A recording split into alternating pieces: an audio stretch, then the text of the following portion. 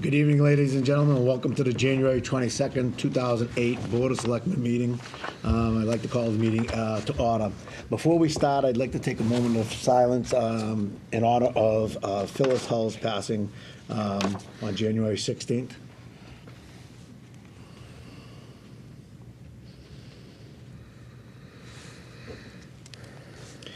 Thank you very much. Mr. Mayo, public participation. There is none, Mr. Chairman. Thank you, sir. Board members, I would like to take item... Do the minutes first. The minutes, sorry. Let's do approval of the minutes, a regular board meeting of January 8, 2018. Second. Moved and seconded, all in favor? Aye. Thank you. Move for approval of the executive minutes, January 8, 2018. So moved. Second. Thank you, all in favor? Aye. Thank you. Now I would like to go to item... what is it? 4C, please. I'd like to take that out of order, and that would be the request from the Wakefield Alliance Against Violence. Amy?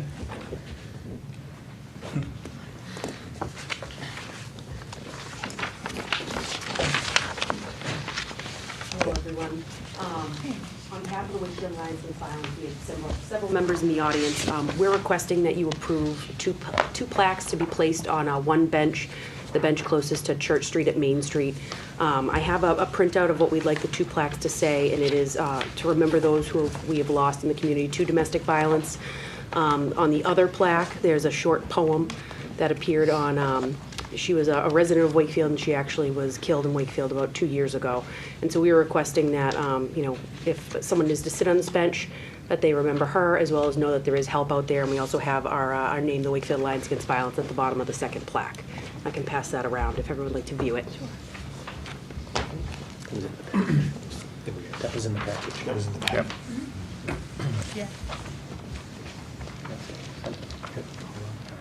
You want to say it now? Yeah. Mr. Mayor? I just wanted to say that the Giordano family and Officer Rando did come to see me, and really was very important. Their daughter really loved the lake, wanted to be near the lake, wanted to see the lake, and they were very willing to use one of our existing benches that hadn't been already designated as such. I certainly recommend to the board that this is a wonderful tribute, and hopefully will help prevent something horrible like this happening again, which was really what the family was very interested in, and certainly Officer Rando. I would point out that our state representative, Donna Wong, is here tonight in full support of this as well. So, thank you. Thank you, Mr. Mayor. Comments from the members of the board? I think it sounds like an absolutely wonderful and fitting idea. I can't imagine something better to be placed from it. Thank you. I'll entertain a motion then from the floor. So moved. Seconded. Moved and seconded. Any further discussion? Hearing none, all in favor? Aye. Aye. Thank you very much. Thank you, everyone. Thank you. Thank you. Thank you. And thank you very much to the family for coming. Thank you. Appreciate it. Thank you. Okay, let us move on then to our next item on the agenda. Let us move to, we'll schedule Back up to Yep. C. Yep, I'm gonna go to 3C, please. Let's schedule of the public hearing for an all alcohol license, common victuals license, and entertainment license for La Chivas Inc. at 979 Main Street for February 26, 2018 at 7:10 p.m. Do I have a motion? So moved. Moved and seconded. Any discussion? Hearing none, all in favor? Aye. Just so everybody knows, this is the state that place that was previously occupied by Portobello's in Greenwood, and it will now become a Mexican restaurant, we would hope. So that's what's coming in here. Thank you, Steve. I'd like to schedule a public hearing for an all-alcohol license, common victuals license, and entertainment license for CMRG LLC at 175 North Ave for February 26th, 2018 at 7:20. I believe that one's for Latono. This is for Latono at 175 North Ave. I think it's also called Wakefield Station. Supposedly they have, I know they have a restaurant in Gloucester, because I've been to that one. I have not been to the one on the north end, but if the board wishes, I'll go check that out too. Do I have a motion? Moved and seconded, all in favor? Thank you very much. Let us move to item 4D, request from the Wakefield Little League. This, I believe, is for, oh, I need the paperwork in front of me, sorry. The Wakefield Little League is for their parade, Yes, which will be this year Saturday, April 28th at 2:18, which is actually a week later than they usually do it. They're hoping that they get better weather. Certainly, the board is welcome to participate in the parade with the Little Leaguers. Will be assured to pour. Be sure- No, maybe by, it usually is, maybe the week will help. Steve, what's that date again? I'm sorry. April 28th at 10 a.m. Usually Saturday. it's like the 21st, right? Yeah, it's usually earlier than that. So moved. Second. all in favor? Aye. Thank you very much. Next item on the agenda. Steve, do you think you can discuss Redfield? Yes, I can certainly discuss Redfield Road. So I had come to the board a while ago to talk about selling some tax title property. This tax title property being Redfield Road. Property is in, most of the property is in Wakefield. A small portion is in Reading, actually. The frontage is in Reading. Normally when we go out to bid, we bid at the assessed value of the property. For a lot of reasons, but we think it's pretty good practice. This property is assessed at about $238,000. I have been to the property. It is a very tiny piece of property. It's a piece of property with, that needs a lot of work. It's very dilapidated. I don't know if anybody has gone by, but I did send the board pictures when we did go out to bid. We had 3 interested parties that picked up packages that I know of. People may have driven by and decided, and were interested, decided not to put them in. One did apply, or did put in a proposal for $100,000. Now, I consulted with town council, and certainly $100,000 is nothing to sneeze at, but we cannot, and I cannot recommend that we would, accept a bid for $100,000 because the other people who took the RFP could say, hey, your minimum bid was $238, and maybe they were going to put in $190. So my suggestion would be, we lose nothing, is to go back out to bid with no minimum bid and see what happens. In any instance, the Board of Selectmen does not need to accept any bids they do not want. So my suggestion would be that we do go out to rebid with no minimum, and let's see what happens. Rebid with, we'll put out a new bid with no minimum. Do I have a second for discussion? Second. Is that zoned for single occupancy? Single family Okay. only, it is about 2,200 square feet. Wow. Yeah. Okay. This is not a vacant lot that could be used for anything else. Yeah. Any other further discussion? All in favor of the motion? Aye. Aye.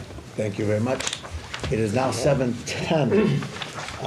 We are now going to go into a joint, there's a public hearing for, under Chapter 138 concerning alleged infractions by impossible discipline of Bear Island Court, DBA Harrington's, 1719 Water Street.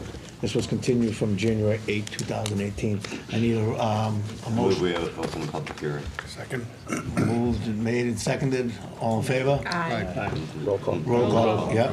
Ed? Check. Yes. Yes. Yes. Aye. Yes. Aye. Yes. Yes. Thank you. We are now in hearing. Mr. McGrill, Go Chief Smith. oh, Chief Smith first, I'm sorry.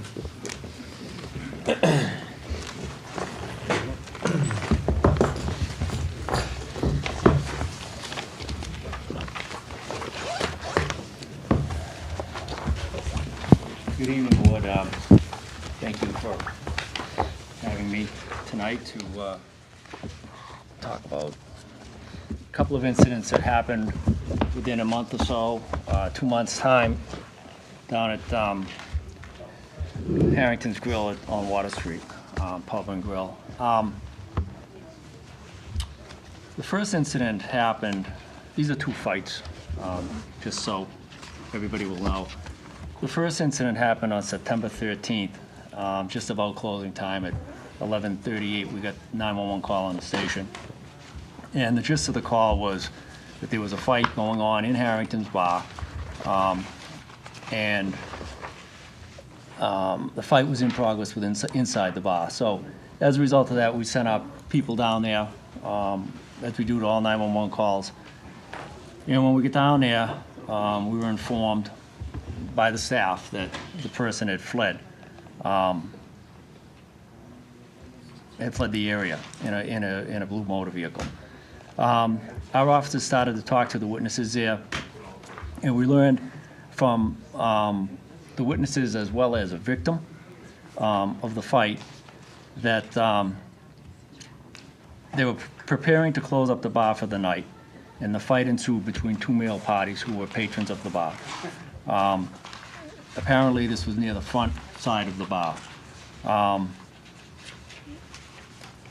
The Harrington staff got involved, tried to break it up, separate it, and one of the parties pulled away from one of the employees and said that he would come back and he would stab that person.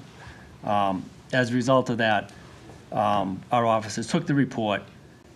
The description was given out. We were unable to locate the person. Nonetheless, we called Action Ambulance to come down, and the employee was treated by Action Ambulance. Subsequent investigation actually turned up nothing. We were unable to identify the suspect who fled, but nonetheless, there was a fight in the front of the bar. It was a closing time, and it was in the property. My biggest concern in situations like this are not only the people that are in the bar, not only the people that work in the bar, but for our officers who are responding to these fights. Puts us in a very tough situation. The next event was on 11/11/2017, almost 8 o'clock at night. Again, we got a 911 call for a fight in the bar at Harrington's Pub. By the time our officers were dispatched, and by the time they arrived, the fight had moved out onto the sidewalk. At that time, our officers asked a group of people who was fighting, and they pointed to a male who was walking away from Harrington's Pub towards Main Street. One of our officers went down and stopped him. He refused to cooperate. There was no discussion about filing there was discussion about filing charges. Where there was no cooperation with the police from this male party, he was pretty much allowed to leave. He was offered medical services. We found a small cut on his nose that was actively bleeding, and he refused to be treated by our personnel. Again, call to the bar, the fight had moved out onto the street, and our officers, I can't say it enough, we go down there, we're there to protect the people that work in the bar, as the patrons, as well as our officers, and put our officers in, again, in a very bad situation. Those are the 2 reports. Like I said, one was in November, the middle of November, and one was in the middle of September. Those are the 2 reports that we're here to talk about tonight. Thank you, Chief. I'm going to comments, or we have comments from the board at this moment? Anything for the chief? What's that? Ed? I know. So Chief, I don't know if you were able to glean this, I imagine you were.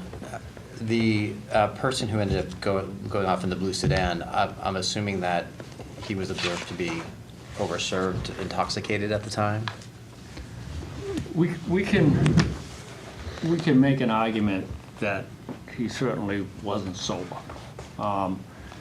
We all know, I'll be very honest with you, I mean, I've been in this business a long time, and I've been to a million of these fights and the different careers that I've had, and it's the service of alcohol that causes the problem.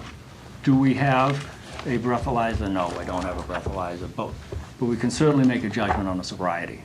And where this is a repeated action, we keep continually see the common plane, the common denominator here is alcohol and, you know, the over-serving of alcohol.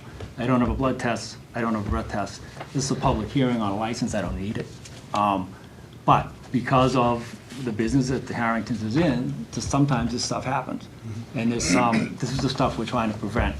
And I think that's why we're here tonight, to try to prevent this stuff from happening in the future. And you said this happened at a closing time too as well, correct? That's the first happened at 11:38, closing time. I know that you had mentioned you were concerned about the people in the bar and the staff and the officers. I think the fourth category is the people that were out and about. I mean, it says that this gentleman took off, he fled in a blue sedan. We don't know his level of intoxication, but we do know that if he's getting into bar fights at closing time, then to your point, presumably he wasn't sober. And I have a great concern about that from a public safety perspective.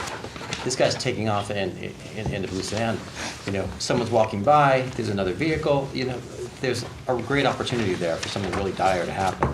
And that concerns me, I think, in addition to all that you've raised. It's very concerning to us also. And this is what we're trying to prevent. We're going there, we're responding down there, and we're not looking for this stuff, it comes and finds us. And, you know, that's our biggest concern. And we've had events throughout this town and other licensed establishments, and I have to say this, that, you know, people drive away a lot of times, and we can't, you know, we get there, by the time we get there and whatnot. It creates a problem for us, and it creates a hazard for the community, and that's what I'm here to try to either mitigate or put a stop to as much as we can. And then 2 incidents in 2 months, is that an uptick from what you've observed with this particular establishment? I'm sorry, say again? 2 incidents in 2 months that you're talking about tonight, is that an uptick in incidents in your experience with this establishment? Yes, they have 2 incidents within, one in September and one in, both in the middle of the month, one in September, one in November. That's an uptick, yeah. And that's something we want to keep our eyes on. We want to try to prevent this stuff from happening. I will say this, in the second event, our officers went in and talked to the staff and talked to the people within the bar. And typical of a bar patron, nobody saw anything. Nobody wants to share anything. And I understand that, because in this business it's common. People don't want to get drafted into court. They don't want to be brought here to testify in front of a public hearing. They don't want to be a witness. I get that. But that, because it's in that report, doesn't mean that nothing happened or something didn't happen. Obviously something happened. We got a call down there from inside the bar on both occasions. I was gonna ask that, how did you get alerted that, you said the patron call you or something, or? They came from inside the bar. We got 911 calls came from Harrington's bar. And what's the history, I think you're asking about an uptick, what's the history of Harrington's, as far as violations and things like that? And pardon me, I have a bad throat tonight, so sorry. You can just slide over. Yeah, no, I'm all right. Nice of you to share that. No, it's been going on for days. I couldn't cheer. Yeah, so what's the history? I mean, it's relevant, I think, that, you know, it's interesting, there's 2 incidents, one right after another, but what's the general relationship with Harrington's and the police and their history in the town? Like all licensed establishments, I think we have a good relationship with all of the licensed establishments in town. But this is business. And, you know, when our officers are called to these situations, it puts our officers at risk, and we're trying to keep the patrons and the employees safe. So, I mean, we do have good relationships. Certain clubs from town share the establishment, go to the establishment, that's all good. Restaurants are great, I get that. But, you know, we have to do our job, and we're gonna do our job. And when we get called down there, we're gonna go, whether the call comes from the inside or the outside, or it's called from a cell phone on the road, we're gonna respond down there and try to mitigate it and settle it and make sure that peace is kept. But, you know, there are other places in town that we've never been called to. So, it is what it is. Tony, do you have a question? Yeah, my concern, I have 2 concerns. First is the 2 violations within a 3-month period. The second one, and this is the third time that we've been, or 3 violations when you count 2 weeks ago, we had the dockside in here. And so it's the responsibility of this board to prevent Wakefield to be turned into, Potterville. So I think we really have to just get a little more serious about some of these violations. So to speak on myself for a second now, Ed spoke on having an uptick occurring twice, and then Brian went to as far as, passed on the, with this particular establishment. In my term on the Board of Selectmen, I don't think I've seen you here before to have any incidents at Harrington's, and that's a little bit, almost 9 years. So we don't have any reports in the past that were presented to the Board of Selectmen from this establishment. I think Well, the same thing. I have to clarify that. That's not completely accurate. Until we got the liquor regulations, nothing was done. And a few years ago, the liquor regulations came in, and this board became officially, using those liquor regulations, the licensing authority.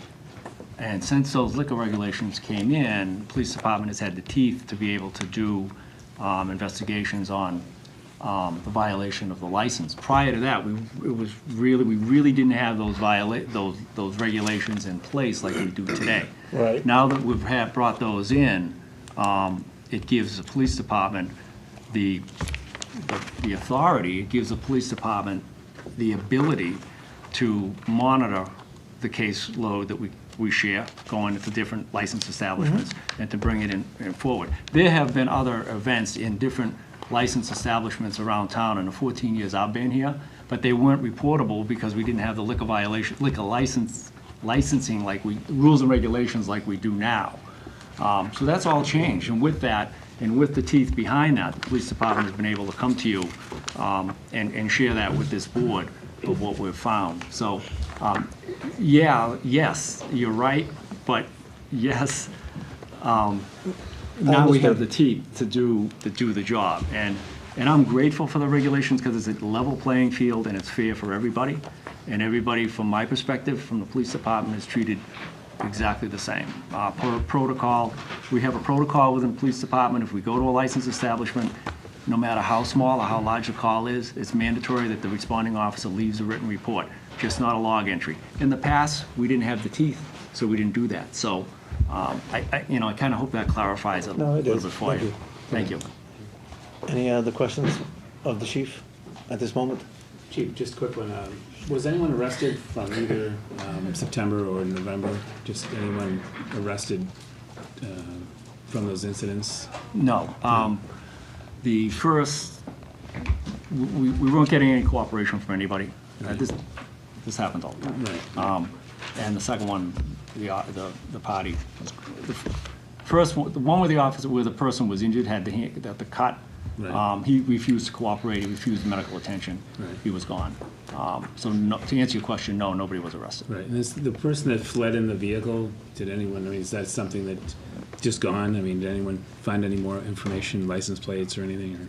Or I think we had a partial plate, Okay, granted. yeah. At Just- some point, you have to cut your loss. Right. And, we do this every night, so there Right. was not a whole lot there. Right. You when the can't car find fled. everyone every night. Right. So, Okay. Thanks. Fine. Just curious, and just educate me, what does overserved mean? Because as I think about it, and some of Ed's comments, like that person left the bar, it was dangerous. There's a reason there's a bar. It's so people can go drink. So at some point, we all know that it's the odd person who goes in and has none or just one or something. People will stay and have a few drinks. We vocally advocate for designated drivers and the use of Ubers and all this, but implicit in that advocacy is this notion that people are drunk. They're impaired. They're not going to be able to drive, so we want them to use designated drivers. So short of not having bars at all, what does tips training, whatever, say about being overserved? What's the line? Just so we know. there is no statute for over-serving. Or industry, you know, when's a bartender supposed to say you've had enough? Because I've seen it happen at bars, right? And no, pal, you're done, right? What are they supposed to? What's the proper, reasonable standard of duty of care for them to say you're done versus here's your next drink? That's entirely up to the server. And that's a result of the tips training, which everybody has to go through. Over-serving varies by the person, by the attitude, by the level of intoxication. There's no standard as there is in drunk driving or whatever. Yeah, my apologies. I'm not even looking for the .0 whatever or the 6 drinks. I'm looking for the behavioral. So you're telling me that it's just an observation. It's up to the server to make that determination. Yeah. And it doesn't have to be intoxication. It doesn't have to be lack of total sobriety. If over-serving can be a situation where somebody becomes aggressive. Yeah. Somebody becomes nasty. Somebody becomes foul with their mouth. That, in some people, that can be over-serving. Yeah. So it's really up to the server. And that's why all the bartenders and servers go through the tips training. So there's really no standard. It's much like, let me compare it It's a to judgment reasonable call, yeah. It's suspicion. judgment. Okay, the level of proof is much lower than it is for probable cause. And we're certainly not talking about probable cause here tonight. Right. Nor are we talking about reasonable suspicion. We're talking about potential over-serving. So one person over-serving to you could be one drink, over-serving to me could be Yeah. enough said. Yeah. Well, and I think in our, I hate to bring up another case and an instant one, but in our other one, we had people who were unable to stand. All right, so that to me is kind of okay. I think if there's a line somewhere, it's way back there with those people. So where is the line? It just making me wonder. In general. I would say that if somebody can't stand. No, certainly. No, I'm saying they're way beyond. They're way passed the beyond. line So, a but where long is time it? ago. Yeah, it's hard. Okay. But I mean, the goal is to allow people to enjoy themselves, allow them to eat, allow them to drink. Yeah. But when we get to a position, I mean, we're not just talking about over-serving, we're talking about disorderly behavior. And I think that's important that this board recognizes that. It doesn't have to do with just over-serving. I wouldn't be here. It has to do with disorderly behavior within a liquor serving establishment. And that is, part of their licensing. Part of the licensing, their pledge is to keep an orderly facility or premise going. So it doesn't have to be a level of intoxication. It can be disorderly. That goes with the license. Better. Andy, do you have a question? No, I didn't have a question. So, I have a comment. Comment. What I struggle with sometimes, and it's probably the lawyer in me, and I'm wanting to, stick with the four corners of the complaint, is, if the two guys got in a fight and then came back and were served, yeah, over-serving. And I'm not saying this didn't happen, the police shouldn't be concerned, and no one can ever accuse me of not supporting police, ever. But I sometimes wonder where our line is as a licensing authority. So I don't know if we're determining whether this is an over-serving issue, which I don't know that, based on what I see here, we have it. But is it a concern? There were 2 fights in a couple of months, and we want to make sure we don't have a downtown with the idiots rolling out in the street having fights, 100%. So, similar to, I'm thinking similar to what we did to the last, I don't know. This is somewhat similar to an incident that came before us in not seeing the actual proof like we've had in the past. The incident with Karen's, to me, was hardcore. Like, we knew that. There was over-serving, no doubt, and we could assign penalties. Here, I think it's good for us to know. I think it's good for us to say that we want to try to keep things a little tighter so we don't have battles happening in downtown Wakefield. And I'm sure they had, men in a couple of beers can fight. They don't have to be over-served necessarily when you throw the first part in. So I get I hesitate by wanting to make a lot of assumptions. Like, I don't know that I can assume they were overserved based on what we've seen. But we might not need to go to overserving, you know, to listen to the complaint. I don't think it has to be over-serving. If only, it does, I'm not here only for over-serving. I'm talking about an establishment, obviously alcohol was served, we know that. Sure. Okay? And it resulted in in two fights. So if we want to discuss over-serving and level of intoxication, this is the wrong place for that. But my concern as police chief, and my concern, as I said last week, and last year when I was here for Karen's, Right. and when I was here for every other licensed establishment that I've been here for, is my concern is because of the bad behavior in some of these licensed establishments, they're putting our residents, they're putting their employees, and not intentionally, but it's happening, okay? Again, we're not in a court of law, so intent is not an issue here. And they're putting members of your police department at risk, and I can't say that enough. I'm the one that has to deal with this every time we have a problem. I'm the one that has to make the phone call to the officer's family. And, you know, it's beyond over-serving. We're talking in these two cases of bad behavior in a bar, in a licensed establishment. And, you know, I can't prove over-serving. Again, it's not a court of law.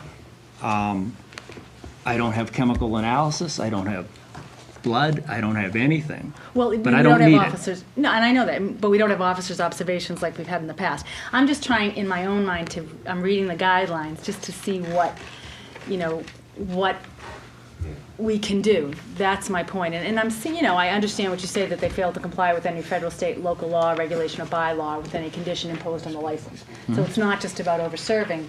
I just want to know where you're coming from, Chief. That's not your concern so much in this one, right?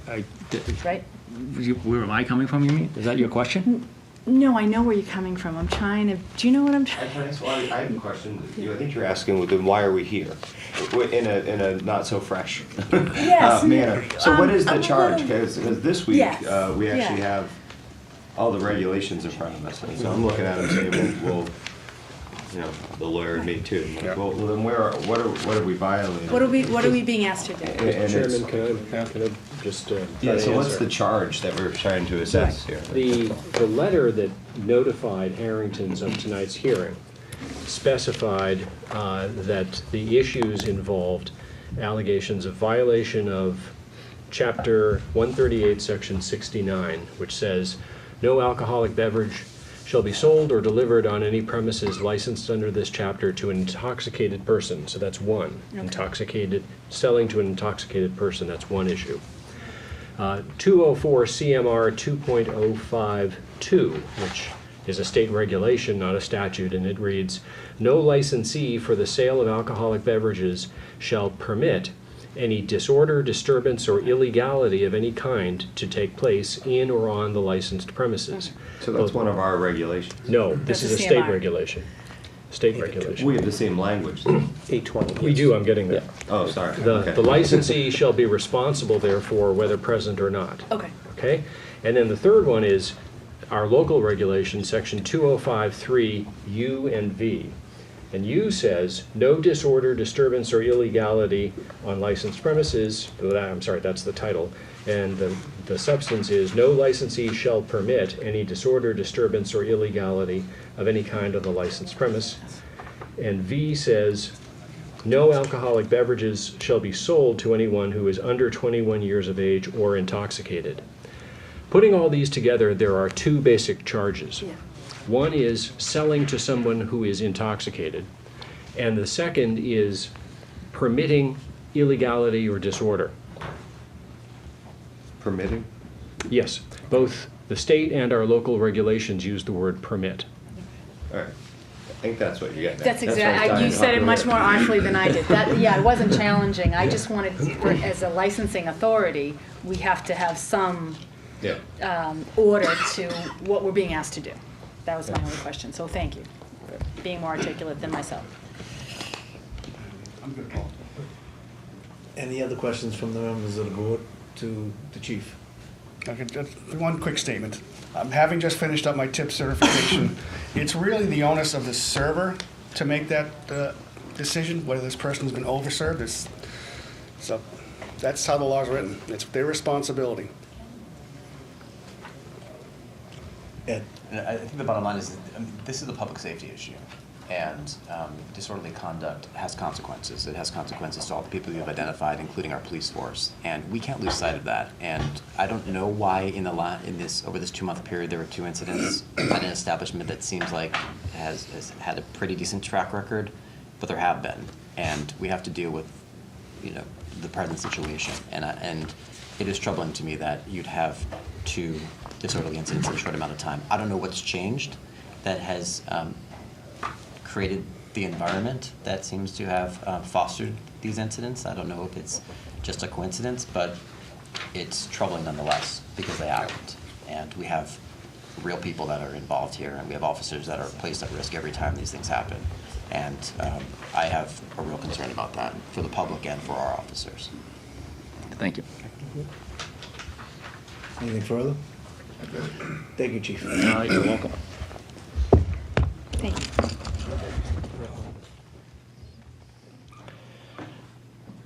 Mr. McGrail?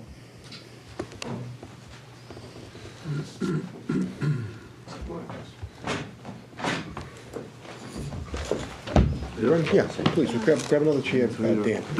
Grab another chair. Hop up there. Yeah, right next to Lisa. Yeah. Have a seat, Dan, go right ahead. I'm sorry, Brendan. I think we all fit. We're good. Thank you, Mr. Chairman, members of the board. For the record, Attorney Brian McGrail with offices at 599 North Avenue in Wakefield, representing Berry Island, Inc., doing business as Harrington's at 1719 Water Street in Wakefield. With me tonight is Brendan O'Reilly, who is the president of Berry Island, Inc., Lisa O'Neill, who is the treasurer, and Dan O'Neill, who is the chief financial officer. I should mention all 3 are also shareholders and directors of the entity. Throughout the hearing tonight, I'm going to refer to my client as Harrington's rather than Berry Island, because I think in general everybody knows their business as Harrington's. That's how they do business as, and they're referred to as such in the town of Wakefield. I think the board has kind of asked a lot of the questions that we have, to be quite honest with you, of the chief.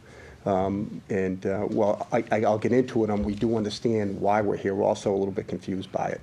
But what I'd like to start by doing, if I may, is give the board some background on Harrington's in the town of Wakefield, when they were established, how they're involved in the town.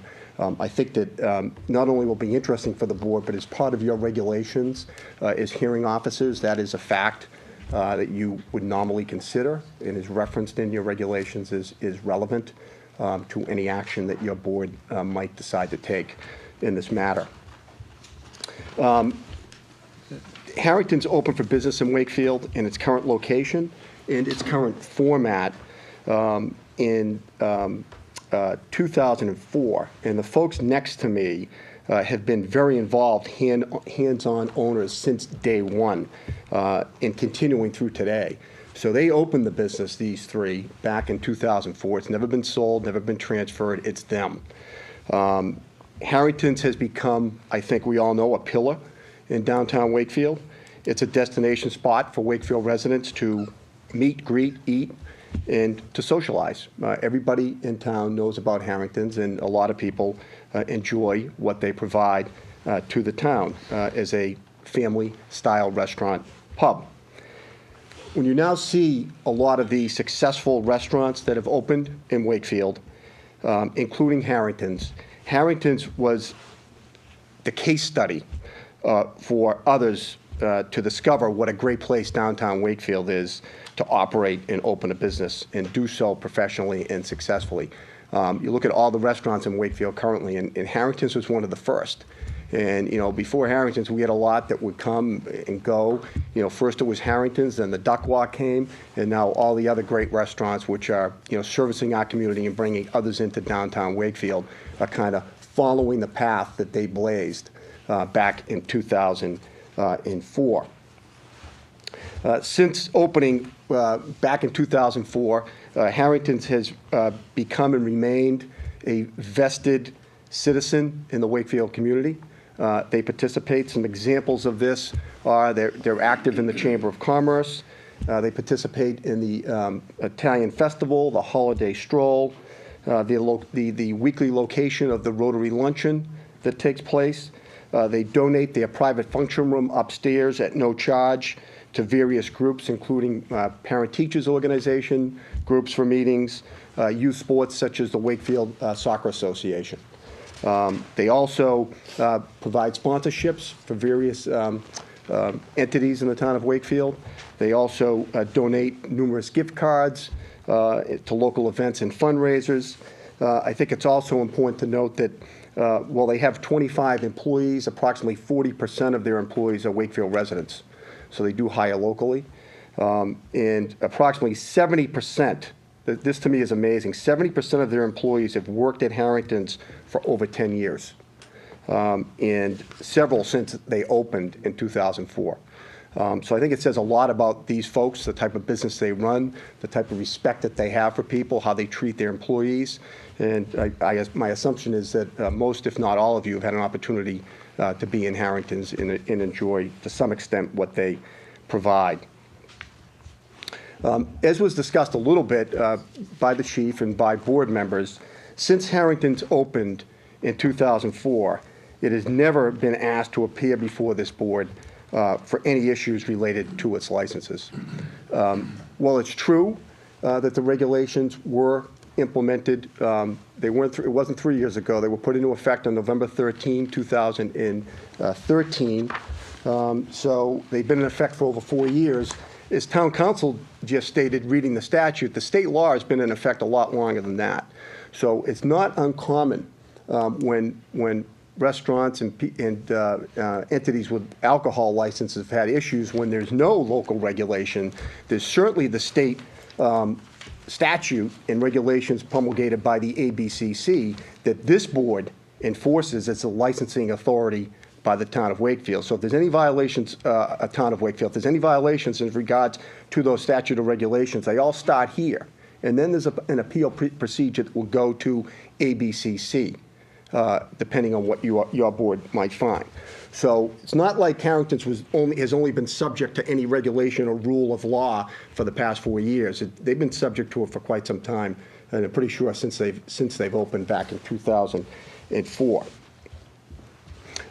These folks, the three with me tonight, have also been involved with the ownership and operation of the restaurant known as the Irish Pub in Harwich since 1988.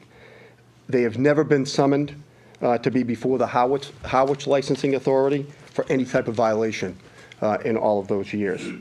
I think when you go back to the record in Harwich, when you go back to the record in Wakefield back to 2004, it's a testament to the professional business that these folks operate on a daily basis. They take responsibility as a license holder very seriously, and they act accordingly. Some examples of how they take affirmative action to do so include continued compliance with tip certification requirements and staff training, preventive measures in hiring police details when larger than normal patrons are anticipated for certain events. For example, the night before Thanksgiving, they hire a police detail to be there because they recognize that they'll have a larger than normal crowd. And they do the same thing on St. Patrick's Day. Having the Irish name and the Irish theme, it's a popular place for St. Patrick's Day. So they hire a police detail for St. Patrick's Day, also trying to be responsible. They also have informed me that on numerous occasions, they have refused to serve folks that have actually showed up at the restaurant intoxicated. So didn't have one drink in Harrington's, but come in the door, they recognize they're intoxicated from their behavior, and they tell them they won't be served. And as Lisa stated to me, and I think this is somewhat unique, not only do they not serve them, but they don't just send them away. They don't just say, you know, you're intoxicated, you have to leave. You can't be here. What they actually have done is taken them in and provided them food at no charge and have tried to get them help. And in certain instances, they've actually called the police to help the folks and have informed them that, you know, they weren't drinking here, but this is what's going on with these folks. We think they need help. And as always, the Wakefield Police Department has come and is ready, willing, and able to help, as they always do in those circumstances, in a very professional manner. As far as being here tonight, as you can imagine from everything that I presented, and you've heard the historical background on Harrington's and how they operate their business, quite frankly, they're a little bit uncomfortable, a little embarrassed, and a little disappointed in having to be here before you tonight. As I think anyone would, because they take pride in their business and how they operate it. They do, however, understand the police department's need and the board's need to send a correspondence requiring them to be here, considering the fact that there were 2 incidences within 2 months. So we, you know, they just don't like being here like anyone would, but they do respect the need for them to be here and being called in. I think it's important to note, we have no dispute with the facts that have been presented by Chief Smith. We're not saying something didn't happen or don't have affidavits to a different effect. We believe that what has been presented by Chief Smith as far as what occurred at the restaurant is accurate. Now, when I say the facts, as far as the presumptions of intoxication, that we don't agree with. But as far as the incidences themselves, we have no issue with that. We think the police reports that are part of this record that were submitted are pretty accurate in that regard.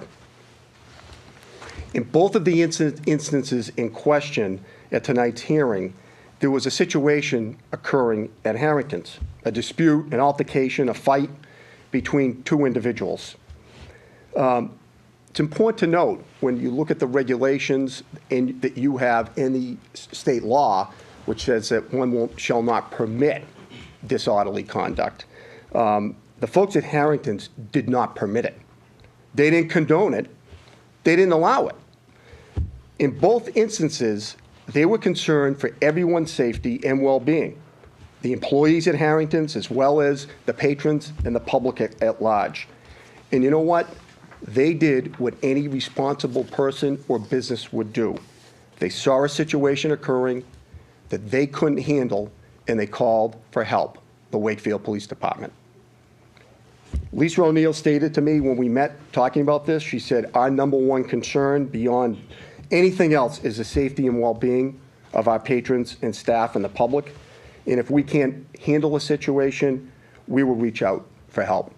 And I think it came out in the hearing, in the testimony, that both of those 911 calls came from Harrington's, from the bartender in each case.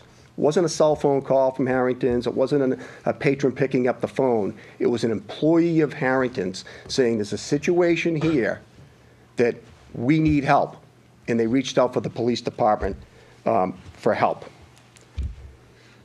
As is always the case, the police department showed up quickly, professionally, to deal with the situation. And my clients, and I think everybody, appreciate that fact. They're always there. And we appreciate that. It's important to note that neither police report references or alleges the overserving of alcohol. Quite honestly, there's been no evidence presented that that occurred. With all due respect to everyone, I think to take that leap, a presumption that because there was an altercation that somebody was overserved alcohol, we don't know the personalities involved. We don't know what happened. Nobody does. And, you know, I just quite honestly don't think that you can, because an altercation or a fight occurred, make a determination that somebody was overserved alcohol. As a matter of fact, on one of the instances, the police actually interviewed one of the people that were involved. And he had a cut on his nose. It was stated in the report that he didn't want help, and he didn't want medical service. The police officer didn't take note in that report that the person was intoxicated, like has happened in other reports with other instances and other establishments. That is not mentioned in the report. Furthermore, as town council stated, one who runs an establishment under a license cannot permit disorderly conduct or fighting. We recognize that. Not only did Harrington's not permit it, but they prevented disorder and disturbance and illegality on the premises by trying to diffuse a situation and calling the police themselves immediately. So thus, they certainly didn't violate the regulations that are promulgated by the state legislature or the town of Wakefield as far as permitting that type of behavior on their premises. I think, when you look at the regulation, it was mentioned that alcohol resulted in 2 fights and disorderly behavior. With all due respect, there's nothing that in the record that shows that that's what caused the disorderly behavior. And there just is not fact to back up that leap, that presumption that occurred. Well, my clients are very appreciative of the Wakefield Police Department for their quick and professional response, as they always do. I think the fact that, I think we all know, the fact that, when people heard the police were called and their quick response, obviously diffused the situation that probably could have gotten worse. And people left, and we're thankful for that. And that's why they were called. So while we respect and appreciate that response and them always being there, with all due respect, there's really nothing in the record to show violations of your regulations or your statute. And as my clients have stated, God forbid there's another altercation, they're going to call again, because that's what they should do. Now, if you look at the facts, I think under your regulation, I think, example of one permitting disorderly would be if an event like this occurred and Harrington said, don't call the police, we don't want to get in trouble, just get the people out of here, move them on. We don't want any controversy or attention at our facility. If one does that, now they're permitting it. They're acquiescing to it. And then people get hurt and they leave, and then if your board found that out later, hey, you permitted it, you didn't do anything about it. But again, it's quite the opposite that happened here. Not only did they not permit it, they took affirmative action to prevent it. Thank you, Mr. Chairman. Happy to answer any questions that the board might have. The board. Comments?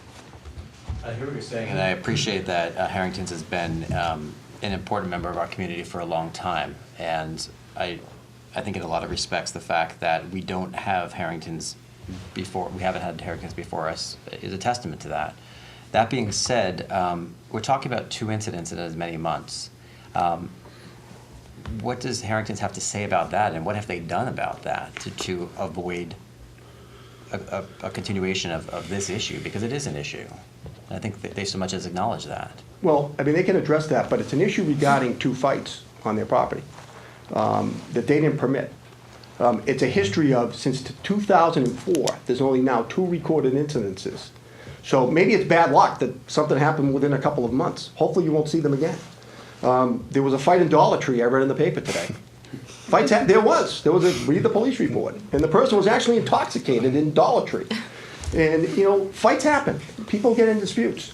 So, they're cognizant of it. They respect the issue.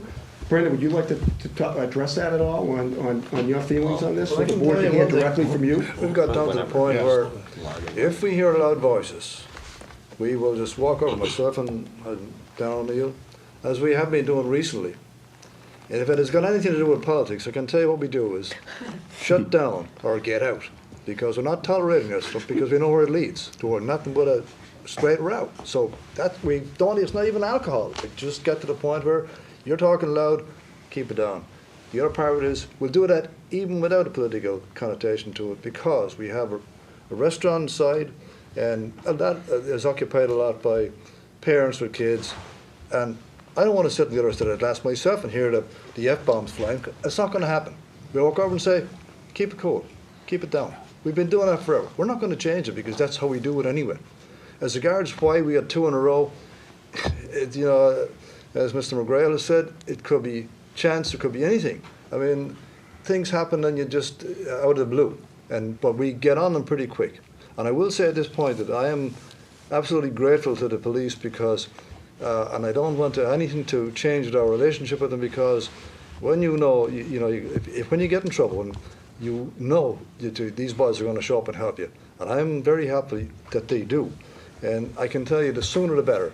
Every police chief that I've ever been associated with, 30 years in Harwich, 10 years in Dedham, and another 14 here, the general advice, and not the general, the continued advice is don't wait too long for it to develop, because guess what's going to happen? It's worse. The obvious thing is police themselves. When they get a call, the lights go on, the horns go on, and the pedal goes to the metal. Get there quick. Shut it down as fast as you can. That's what we do. That's why you call. You don't wait around and say, well, I wonder is it getting worse. Don't do that. We don't do that. We get on it and say, call the police. And a lot of policemen, I can guarantee you, they're very happy to show up and just arbitrate something down rather than have to wade in. Just walk in and say, okay, and separate people, because we're already taking care of much of that, and it's just a matter of moving them out. That's how we've done it forever.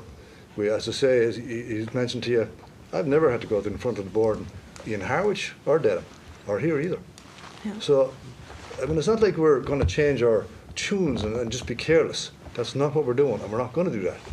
And as I say, I hope we can retain the present relationship we have with the police, because it is in the public safety that, that we are on the right side and with the police and in tune with them, and I'm glad to be able to do that. If I could add, you talk about an uptick. I don't know why it's not. We don't have necessarily the bartenders who were there. They've been with us for a long time. Nothing has changed. Is it bad luck? It seems to be. So.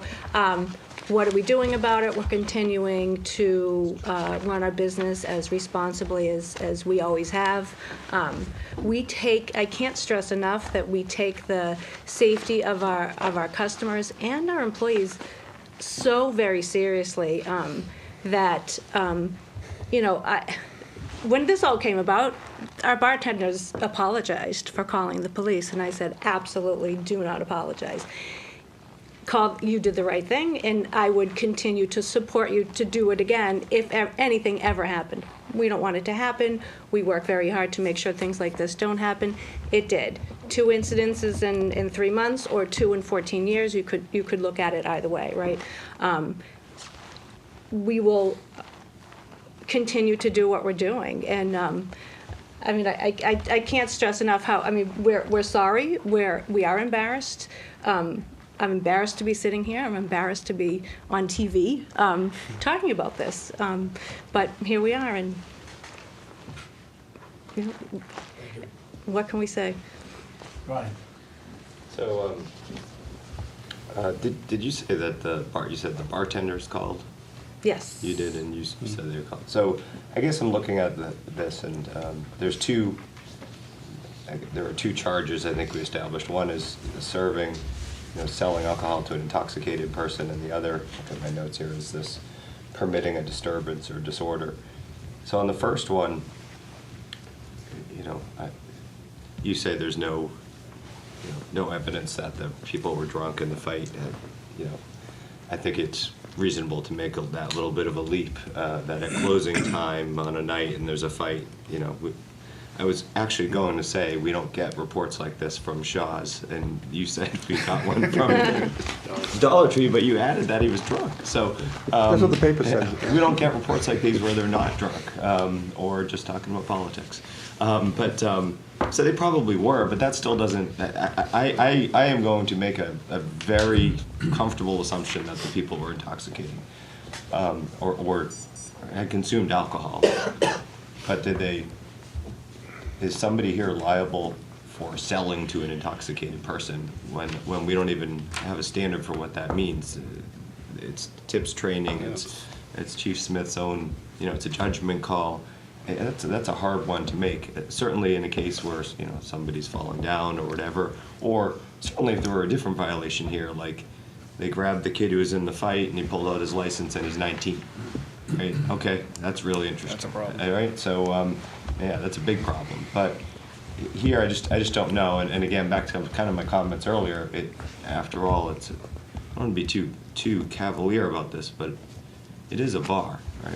It's kind of like what it's, people go there to have a few drinks, and, you're not always there to have a fight, but you're there to have a few drinks and, hopefully get a ride home or take an Uber or whatever the case may be. It's kind of the business.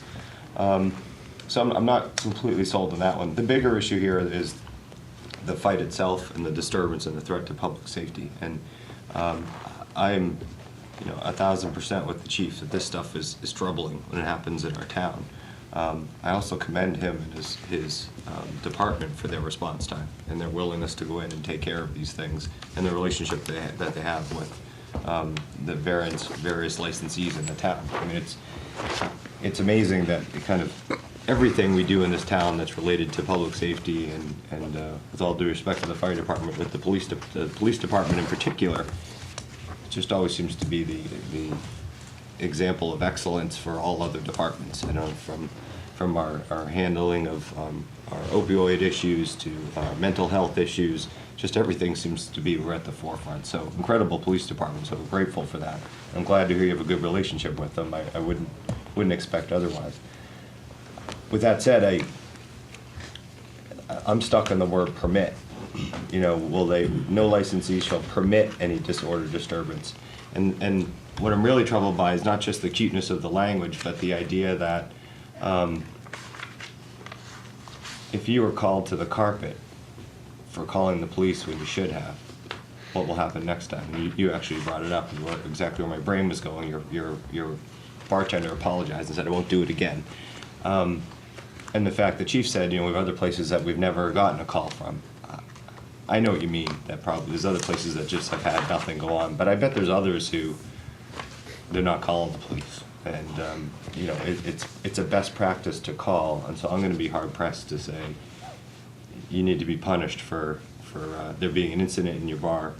You decided not to permit it by calling the police. It just doesn't, it's hard for me, but at the same time, I'm a big fan of our police department, and the chief felt reason to bring this to our attention, which I appreciate. I think this alone is helpful that these are coming here, and they should. It's 2 fights in 2 months. Maybe something did go on differently at the bar. Maybe you hired somebody new.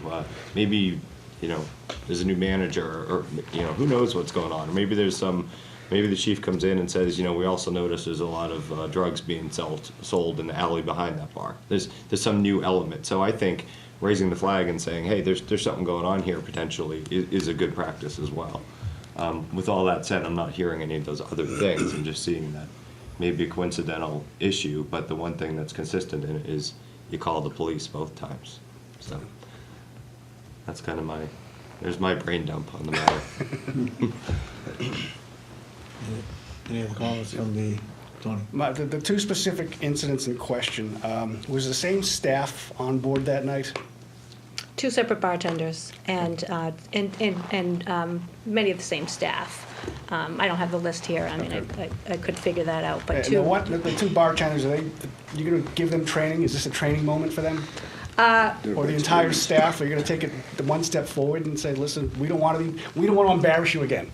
Yeah. So, well, I mean, how can we answer that? We feel like they did the right thing, right? So, the tips, everybody on the bar tips spent for what? The first incident, I was not there, but their brother-in-law was on it. He was there. He was the manager that night, and the bartender was Aaron. The second time I was there was on the 3rd floor, and I came down. By the time I came from the 3rd floor to the 1st floor, where was involved, we're on the street already. This happened in the flash. So if you think about, if I can read people's minds, I'd like to be able to do that, but it happened so quick, it was out and gone before I got down to the floor. That was just, I heard the cruiser come up, ran down the stairs, boom, they're out the door. So it wasn't a prolonged thing by any stretch of the imagination. And I also overheard the individual on the street responding to the questions by the police officer. I said, what happened? And he said, I'm sorry, sir, it's all my fault. I said the wrong thing to that person. It's all my fault. Quite plain English. The English was coherent. He wasn't drunk. He wasn't even, there was no question of alcohol intoxication in this case, and I heard it myself. a distance of about 100 feet, quite clearly. So it was easier, less than 100 feet. It was just right next door to McDonald's.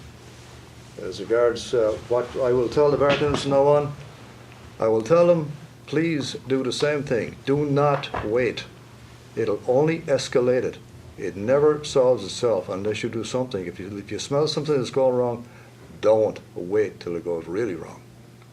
That's And that. to Brian's point, these events aren't happening at 6 or 7 o'clock in the evening. These are, seem to be late night events where they're Well, one was late and one was early during dinner time. I was surprised to see the 8 o'clock. Honestly, we perceived it as late outside when we were there. So, and Brendan was there, and I arrived shortly later. So I don't know where the I 8 thought it o'clock. was earlier myself. Yeah, we believe it was earlier, and it was during dinner. It was during dinner. So one was at closing and one was during dinner. Thank you. Ed? I guess one of the concerns I have is, we're talking about 2 altercations which you acknowledge are events you're not proud of and you don't want to see happening again, but it doesn't sound like you believe that you should or would have done anything differently. And so I guess, how does that then prevent the 3rd incident?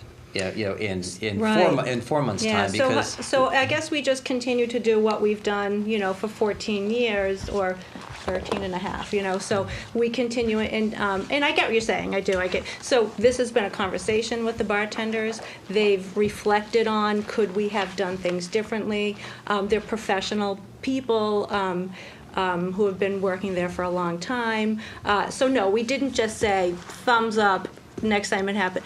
We talk about it. We're very close to our staff. We have a small staff. They're kind of like family. So what will we do differently? They're tips trained. We have conversations. It's hard for me to say what we'll do differently other than keep doing what we're doing and keep this, a lesson learned. Like, could I have prevented it? I think we, as Brendan said, we have conversations with customers when we have to, and we do, and we'll continue to do that. These 2 unfortunate incidents, unfortunately didn't end the way we wanted them to end. So I get what you're saying. We're over here saying we're not going to change anything. Of course we are. We have conversations. We don't want this to happen again. Immediately when we received this letter, we all talked about. Well, immediately after it happened, the next day was kind of like a debrief. Like, how are you doing? I called everybody to make sure they were okay. It's upsetting for everybody involved, and I called to make sure the bartender was okay. Are you okay? It's upsetting to see it. So that is what we will continue to do. And one of the things that they have done, it's in the process of going to be installed. They've ordered new security cameras. Oh, right. Which is something. Yeah. Just because, God forbid something else happens, that they will have state-of-the-art equipment to be able to help the police. But I can't imagine that identify. these are the only 2 fights that have happened in your 14-year history. I actually think maybe are these the only 2 fights that have ever happened? Yeah. Yeah. Well, I don't know. To be quite honest with you, it's not the first time we call the police. We call the police a few times in a year, over the years, and we did it because for public safety. We're not going to let something Yeah. continue. And, sometimes just simple, a uniform walks in, it dissolves it. Yeah. Even telling people that the police are on the way is enough to make them calm down. Or, I think yeah, it's important that we don't lose that. And I'll never give up on that.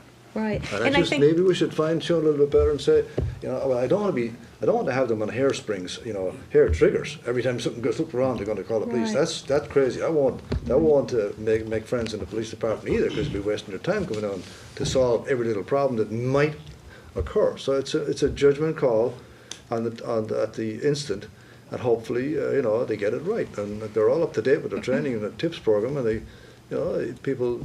You learn the various signs, and especially the first thing you hear is that the level of conversation goes up. Yeah. Well, maybe we'll tolerate a little bit less conversation level and say, hey, keep it cold, or hit the door. Right. I don't mind telling. And we do that, so there is a constant, it has not been, right, everybody, there are circumstances where we have to have a conversation, and you have them. You have candid conversations, and you say, like, let's just take it down, or I said we do that quite I'm going to often. offer you a cup of coffee. The situation where I had women come in, they came from someplace else. I couldn't let them walk back out into the street. I had to I fed them.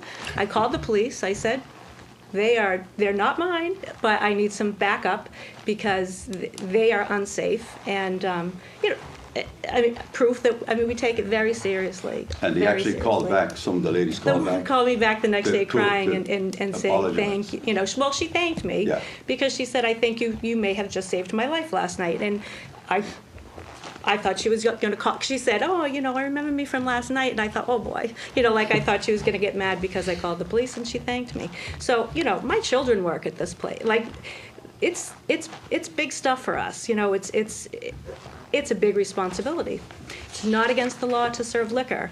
It's against the law to serve intoxicated people, and it is a judgment call. And, I think we do a really nice job. This, I wish, did not happen. It just feels like you were very fortunate with these two incidents, but because there were altercations, and fortunately there wasn't an officer that was injured. But I don't kind of want to tempt fate that way and wait for the third incident when an officer is clocked in the nose or sustains some other sort of injury. And I think if an officer had been injured in one of the two incidents we're talking about here tonight, I feel like the discussion would be a lot different. And that troubles me because I don't think we should have to wait for that to happen in order to appreciate the risk that is created by those sorts of environments for the public and for the officers. Right. Yeah. It's hard for us to, I get what you're saying, it's hard. I keep going back to that permit as well, is that when we got this letter, you could have just knocked me over with a feather. And I said, well, we didn't serve to intoxicated people, so that's out. It must be the or permitted. Oh, they think we permitted. No, we didn't. We must go and explain that we didn't permit it, and that's why we called the police, because we weren't permitting it. That's not happening in our restaurant. You're in the wrong place. You chose the wrong people, So that's our mindset. And then we just started, just having conversations, and we thought, oh, wait a minute. This may be more than do people actually think we permitted it? No. Our answer is no, we didn't permit it. So then you have to decide, but it was a surprise to us that we're here because we permitted it, which we strongly feel we didn't. Fine. Yeah, I'm just thinking about your comment, and it's a good point, right? How do you make some good or some change come from this? But I'm trying to think about what do you think they should have done differently? You know what I mean? Like, it sounds like, all right, so a couple of patrons, somebody said something to somebody, they get in a shoving match or whatever, it gets heated, and they call the cops.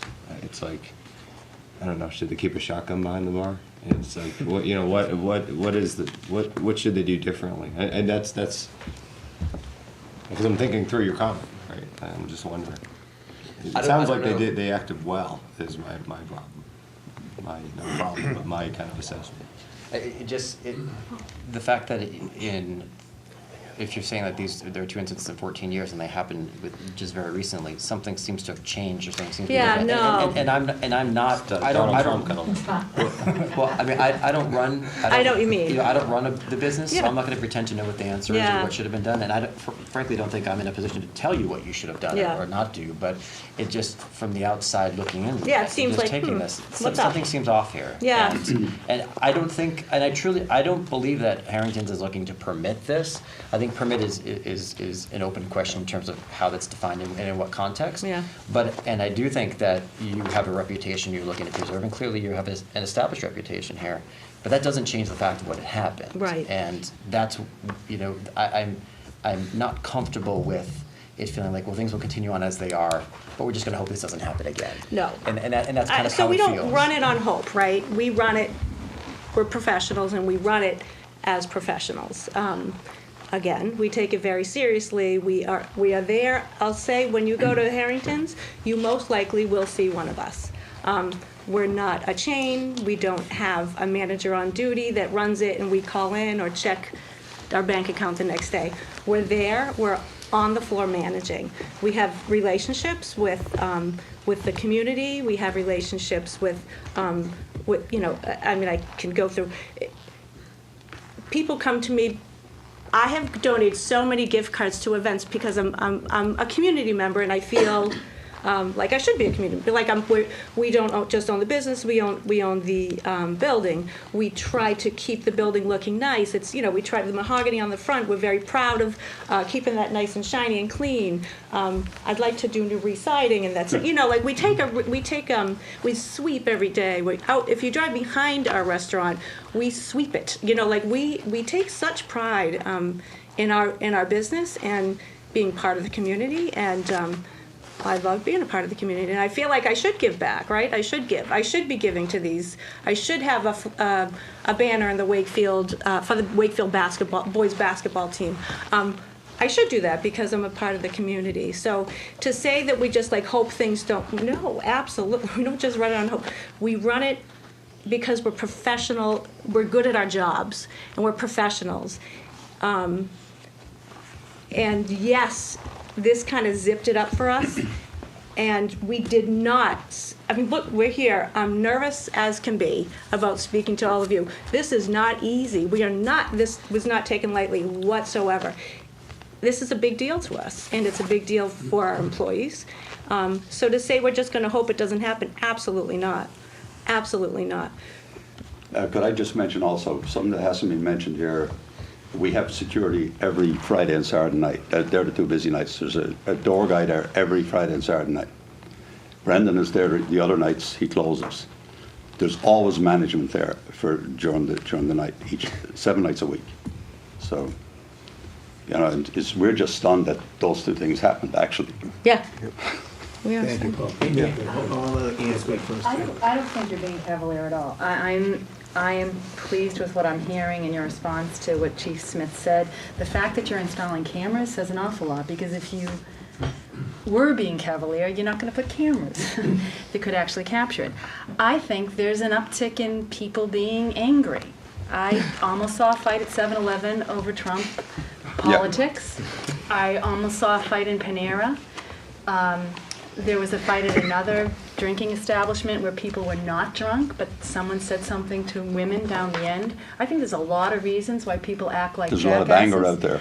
Yeah. And I think sometimes they act quickly. So I'm not ready to say that it was because you had a bunch of drunk people that rolled out. I've seen it notched up in recent, in a year. So I'm not comfortable finding responsible on either end at this point. And also because of, I think, coming to our table, talking to us so honestly. Chief Smith presented what he needed to present, but I don't know that I could find on either part that there was a violation. At this point, I would move that we find that there be no violation, but understanding that, you know, if things happen in the future, we can certainly look back on incidents that occurred. Well, can I just ask another question? Okay, does anybody want to, she moved, did anybody want a second for discussion? We made a motion to just close the hearing was the actual, I think that. We just closed the hearing. Council, Mr. Mullin. Right, I believe that's what we, Last time, I think we closed the hearing, and then we had a motion on what if any, finding to make. Did we do that? We just closed the just hearing and closed took the no I action. thought, Took no took no action. action, that's right. Yeah. Okay. Yeah, that's fine too. Can I ask a question before we go through any other process? I can withdraw my Well, prior no, motion. I just wanted to ask one more question, just a general, it's a Sure. micro question, just No, in of general. course. So the preventative measures on the camera, I like that a lot. That's definitely an action step. I mean, I work in the insurance world, so this is a really big thing. But just from my knowledge, do you have cameras actually on the outside and inside? Like, so None on the if they're outside. stumbling coming in, can you catch Sorry, them? we have none on the outside, Okay. and on the ones on the inside were so old they don't even work. Right. So we called the Marconi Radio, they're the Right. actual company, and they're going to be installed within the next week. We want to know what's going on. Will you be able to have one? Would you want one outside as well? I'm not telling you how to run the I business. would I don't Okay. know, yeah, I I think wouldn't we, object. we've talked about that before, we Just haven't, because we there's a lot could, of yeah. incidents that happen before, Yeah. you know, Yeah. if they're stumbling on the way in, Yeah. and then Yeah. you're helping them to Uber or a taxi Yeah. or calling the police, it just, before could they look even walk into in it. the Yeah. establishment, you I have would some agree kind with of that. Actually, issue.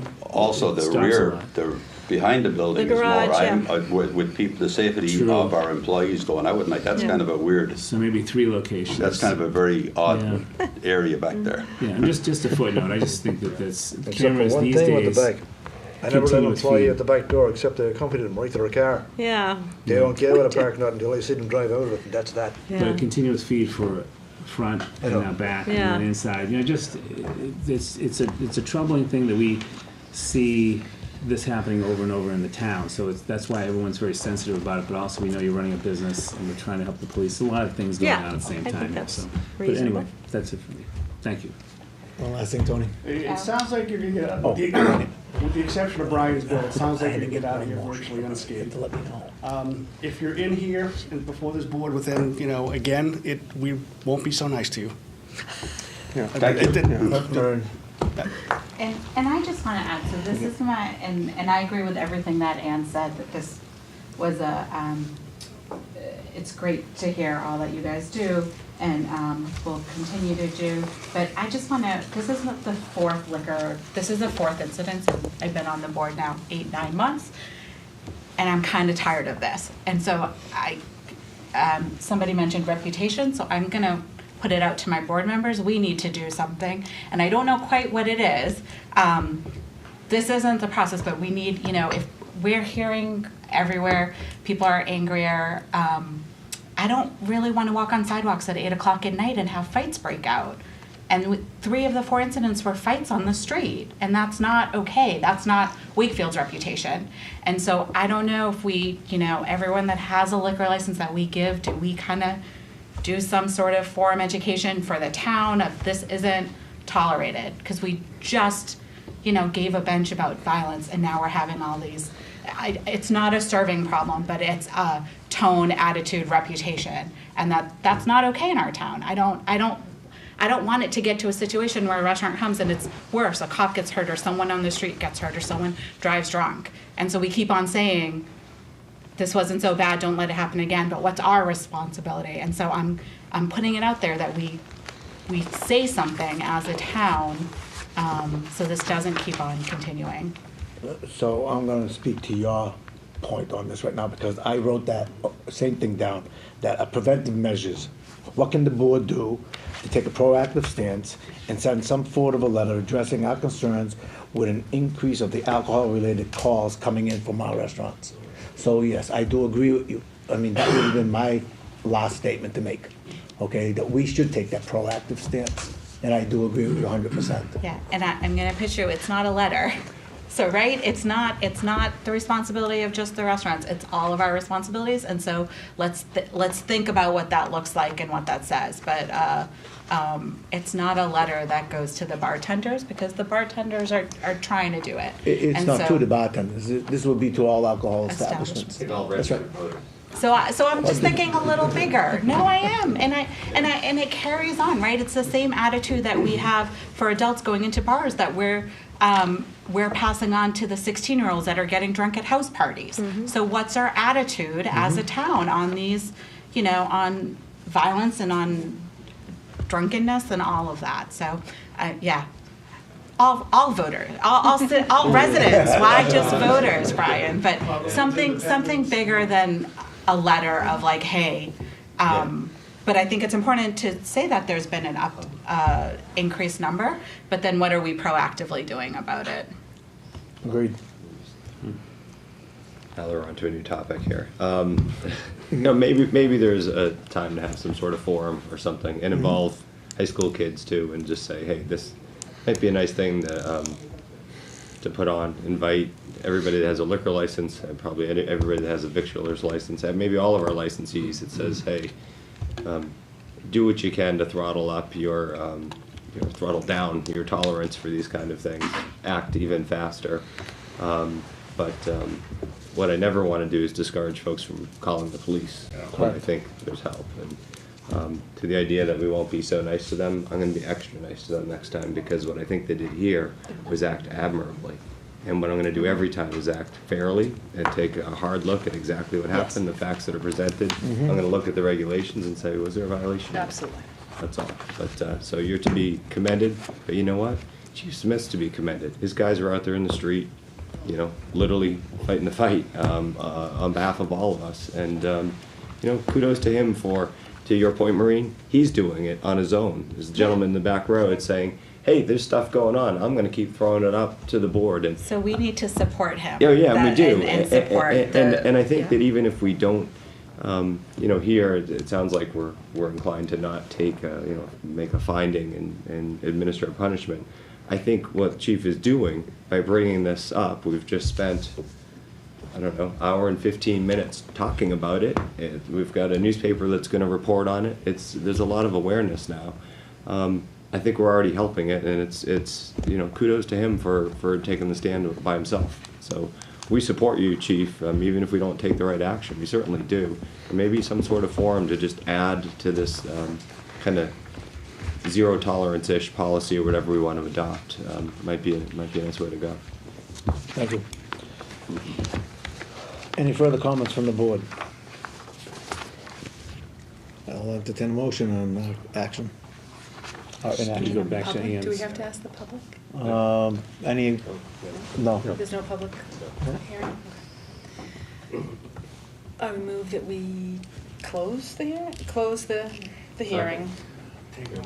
Motion was made and seconded to close the hearing.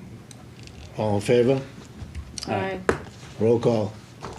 Aye. Yes. Aye. Aye. Yes. Yes. Hearing is closed. Thank you very No, that's it. Thank you. Okay. No action.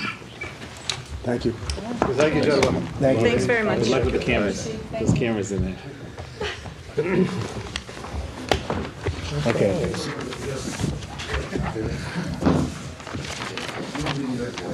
While they're waiting to come in, do you want to hit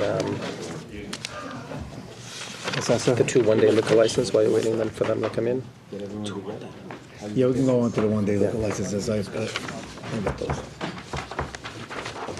Okay, Brian, will you send in Kevin Gill and everybody? Thank you, Chief. Thanks, Brian. Thank you. Thanks, Brian. let's move on the What do we got? licenses and permits right now. We have 2 one-day liquor license requests.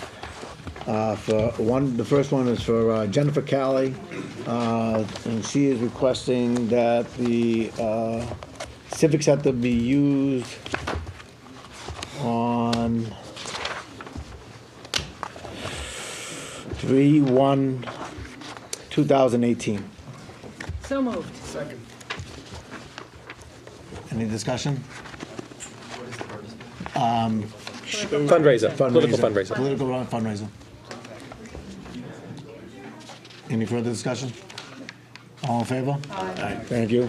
Our next one is for a one-day liquor license request for Julie Smith Galvin, It's on 129. 12918, for the same reason. So moved. Second. Moved and seconded, all in favor? Aye, thank you. We can go back. What do you want? You want to go to the National Grid hearing right now? Yeah. 3B. Okay, so let's move up to we had a 7:30 public hearing for the National Grid continuation from November 13, 2017. We need to do a roll call to open. No, I think you can just continue this to July, to July would be nice. No. February 12th at 7:30 at the high school cafeteria, in case we have a larger crowd. Do I have a motion? Sorry, Steve, what team is that again? It's, February 12th, 7:30. so moved. Second. Moved and seconded, all in favor? Aye. Thank you very much. And thank you very much. And at that meeting, we will have our consultant, we will have the National Grid will be prepared to present as well, so that should be the real thing.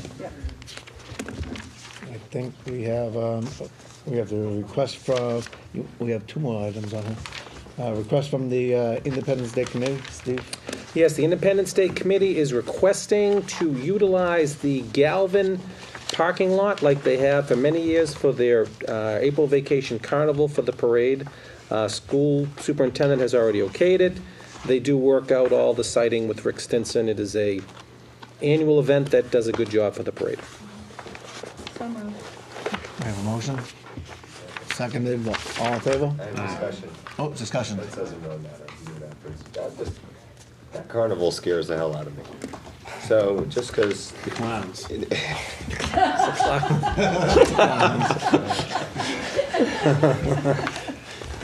Jack Roberto does go down there and take a look at it, so, yeah.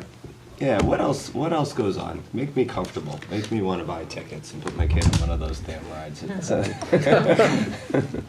What else happens? Because I'm just. It's guaranteed to rain. Yeah, right. Yes.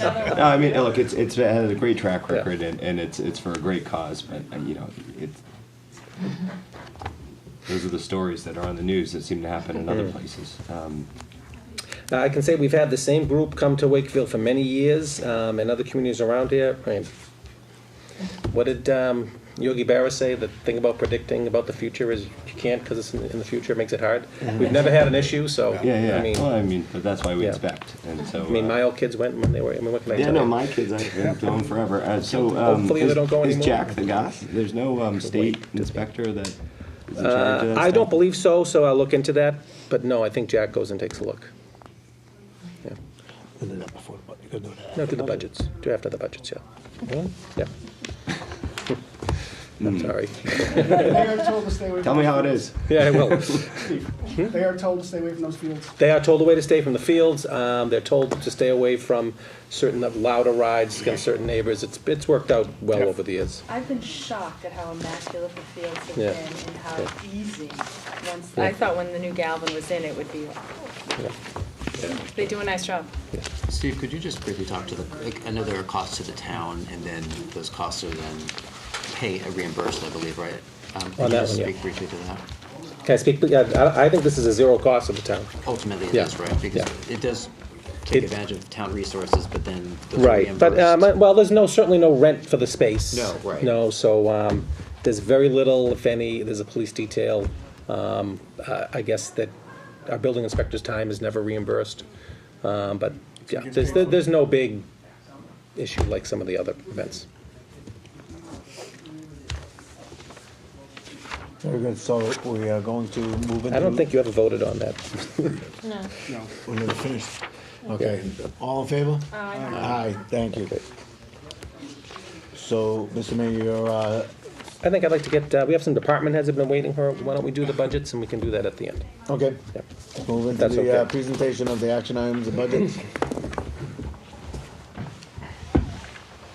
Okay, as is our practice, our excellent town accountant Kevin Gill will go through each budget. The board has had them.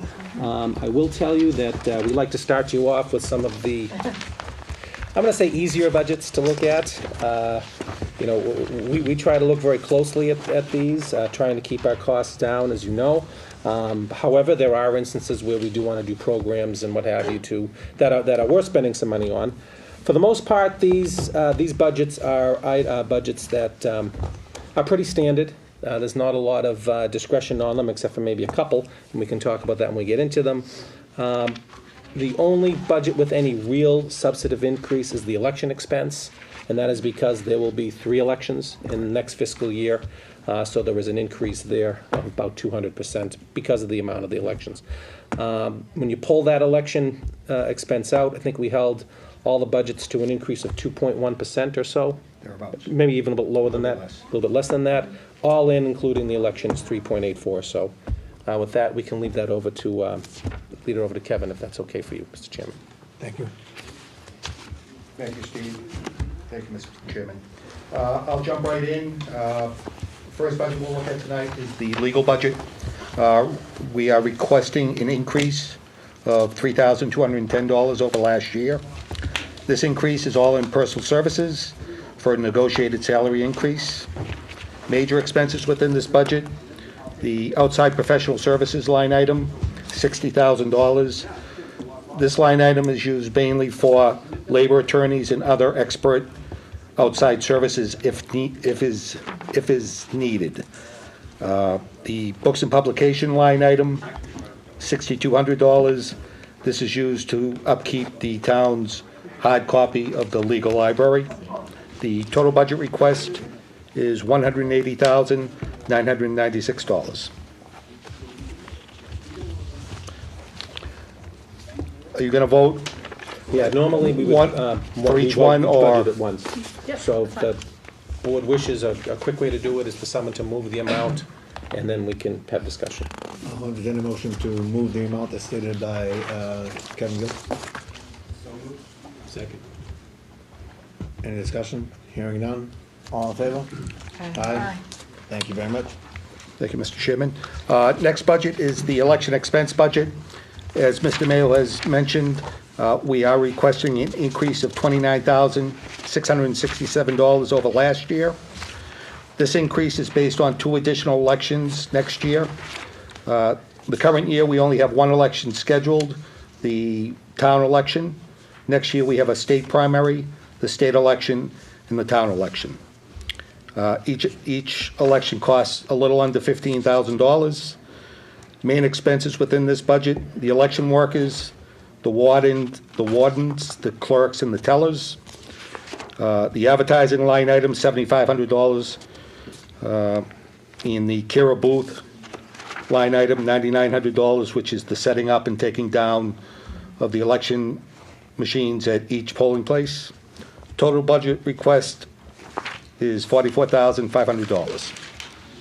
We have a motion from the floor for the budget as described by Ms. Gill. So moved. Discussion? Can I just make a comment, and this is just something for the future? I was on Charter Review Commission before joining the board, and we talked about having 1 voting location. And it's something I think at some point we talk about, because it would bring down a little bit of the cost and just make voting and elections easier. I think the town clerk supports it, but I'd love to just have a discussion. If there's anything we can do to move that item along outside of charter review, I think let's do that as we think about next year's budget. Thank you. We have this beautiful Galvin Middle School where everyone could go and vote and not have 4 voting locations in a town the size of Wakefield. Did you? Yeah, I do know that the town clerk is in actual discussion with the school department Yep. as they set their calendar to try to schedule those dates, because it certainly would be better to have the election or elections when there is no school in session. Yeah. I know that some communities have elections in the schools with school in session, and it seems to be a little bit dicey at some of the bigger elections, so Betsy's working on that so we can make sure that works well. Good. Mr. Chairman, I think you have a motion to approve, but no second. Yeah. Second? Discussion made. Could I just ask, Kara booths, how is that different than DPW? Is that not part of DPW's budget? DPW handles that, right?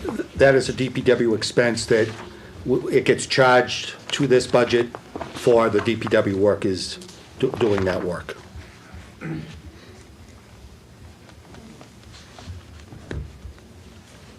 Any further discussion? All in favor? Aye. Opposed? Thank you very much. Next budget is the Finance Committee budget. We are requesting level funding. We have a couple small decreases. We decreased the postage line item, $40. We decreased materials and supplies, $160. And we increased sundry charges, which is the line item we use to pay the MMA dues. Main expenses within this budget, printing, the cost to print the recommendation book for town meeting, $2,800. And the dues and membership line item, which is paid to the MMA, $3,400. Total budget request is $7,060. I'll entertain a motion to approve the budget of $7,060. So moved. Second. Moved and seconded. Any no discussion? All in favor, say aye. Aye. Yes. Thank you, Mr. Gill. Next budget is the Conservation Commission budget. We are requesting an increase of $1,079. This increase is all in the tax levy portion of the budget and is in the personal services line item. This department consists of 2 people working 10 hours a week on various days. Total budget request is $44,646. with $41,646 coming from tax levy and $3,000 coming from available funds. I'll entertain a motion as presented. So moved. Second. Moved, seconded, seeing no discussion, all in favor? Aye. Thank you very much. Next budget is the planning board budget. We are requesting level funding. The main expenses within this budget, the cost of the clerk. We budget 24 meetings at $200 per meeting. The advertising line item, $2,500, which is used to advertise their meeting and any bylaw changes they may have. Total budget request is $12,975. Entertain a motion to approve $12,975. So moved. Second. Moved and seconded, seeing no discussion, all in favor? Aye. Thank you. Next budget is the Board of Appeals budget. We are recommending an increase to this budget of $4,100. This increase breaks down $1,500 to advertising, and there was a bump for the clerk's pay of $50 a week, $2,600. This department usually covers their costs through fees that are charged. Last year, they collected $26,300. Total budget request for fiscal 19 is $25,300. Entertain a motion to approve the requested budget. So moved. So moved. Second. Moved and seconded, no discussion, Can all I in ask favor? why do the clerks get paid differently? We just did the planning board clerk, who got, Complexity of the job. okay. Thank you. Hearing no further discussions, all in favor? Oh, Just one and- other question on, the advertising you said had gone up. Does that mean that there is going to be a more robust way of getting the word out about particular hearings, or what is? No, the advertising is the cost from the newspaper. This is Right. like statutory requirements that's the per linear, the per inch ad and what have you. So it's our cost, their costs going up. Had there been any consideration, because I know that was a bit of an issue for a lot of folks, about the word getting out, especially when hearings are continued and then occurring again and again? Yeah, we certainly can do a better job of using the website and things for that on those issues, and we will work on that, but to go back into the newspaper and to charge more for that would be problematic. I'm not so sure if we could do that without really increasing the fees, or taking the cost. I guess maybe just from like a Yeah. process standpoint, Yeah. it seems like a lot of folks have expressed concern Right. about Right. notice being better, so I think the website Right. is a cheap Yeah. way of doing that. Right. But if we can maybe get out the word, Yeah. go to the website for this, I think that would be Okay. helpful going forward. Yeah. Motion was made and seconded, any further discussion? Hearing none, all in favor? Aye. Thank you. Next budget is the fire alarm budget. We have Randy Hudson here tonight. Randy takes care of the fire alarm budget. This budget is used to maintain the town's traffic signals at various intersections in town. Also used for the municipal fire alarm circuits. It also includes master boxes, which are at private companies. We do charge for the master boxes that are at these private companies. There are approximately 215 boxes throughout town. We charge $225 each year. We collect approximately $35,000 a year that's attributable to this budget. The total budget request for fiscal 19 is $58,290. Entertain a motion to approve the budget. So moved. Second? Moved, seconded, any discussion? Tony? The fee on the master boxes, when's the last time we've increased those? We've never increased those. We've never increased those. I think it's time we increase those. What are they presently? I'm sorry. $225, correct? Yep. Correct. So probably about 15 years they've been that amount. I think it's time. And I believe they are on the lower end of the spectrum from other cities and towns that charge for them. Can I task you with calling maybe some of the other cities and towns? Absolutely. And thank you. Thanks for being here. Yeah. Any further discussion? Just so clear, these master boxes that impact, is it just multi-unit dwellings, apartment buildings, businesses? All apartment buildings, all public buildings, all the schools, warehouses. So we charge $220 for every private building that has master laws. Sure. So it's the best fire alarm protection you can get, quickest notification for the fire department. Yeah, so pretty much all these new developments that have come in, Brightview, Wakefield Station, they all have master boxes. Any further discussion? All in favor of the budget? Aye. Aye. Thank you. Next budget is the town sealer budget. We are requesting level funding. The service is provided, we actually contract this out with the Department of Standards, the Divisions of Standards for the Commonwealth of Massachusetts. The annual cost is $6,000. In fiscal 17, we brought in $12,600 in sealer fees. The total budget request for fiscal 19 is $6,000. I'll entertain a motion to approve the budget of $6,000. So moved. Moved and seconded. All in favor? Aye. Thank you very much. The next two budgets, the animal inspector's budget and the parking clerk budget, Kenny Stake is here tonight. Kenny takes care of both these budgets. Under the animal inspector, we are requesting an increase of $4,458 over last year's budget. We increased the personal services line item, $4,758. Of that, $3,458 was for contractual negotiated increases. We also increased the weekend coverage. We increased that from $125 a week to $150 a week. This amount hasn't been changed in almost 10 years. I think it was 2011 was the last increase. Total budget requests, $80,805. Get a motion to approve the recommended budget. Second. Moved and seconded. All in favor? Aye. Thank you. Next budget is the parking clerk budget. We are requesting an increase of $72 over last year. We increased the personal services line item, $572. We decreased the printing and binding line item, $500. The decrease was based on a policy change with regards to winter parking, so we are not writing tickets during the winter months. The main expenses within this budget, $4,000 for printing and binding, which is used for the parking tickets. $4,500 under the professional services line item. The town uses a company called Complex Data. They go out and they track our unpaid parking tickets. They send out mailings requesting payment.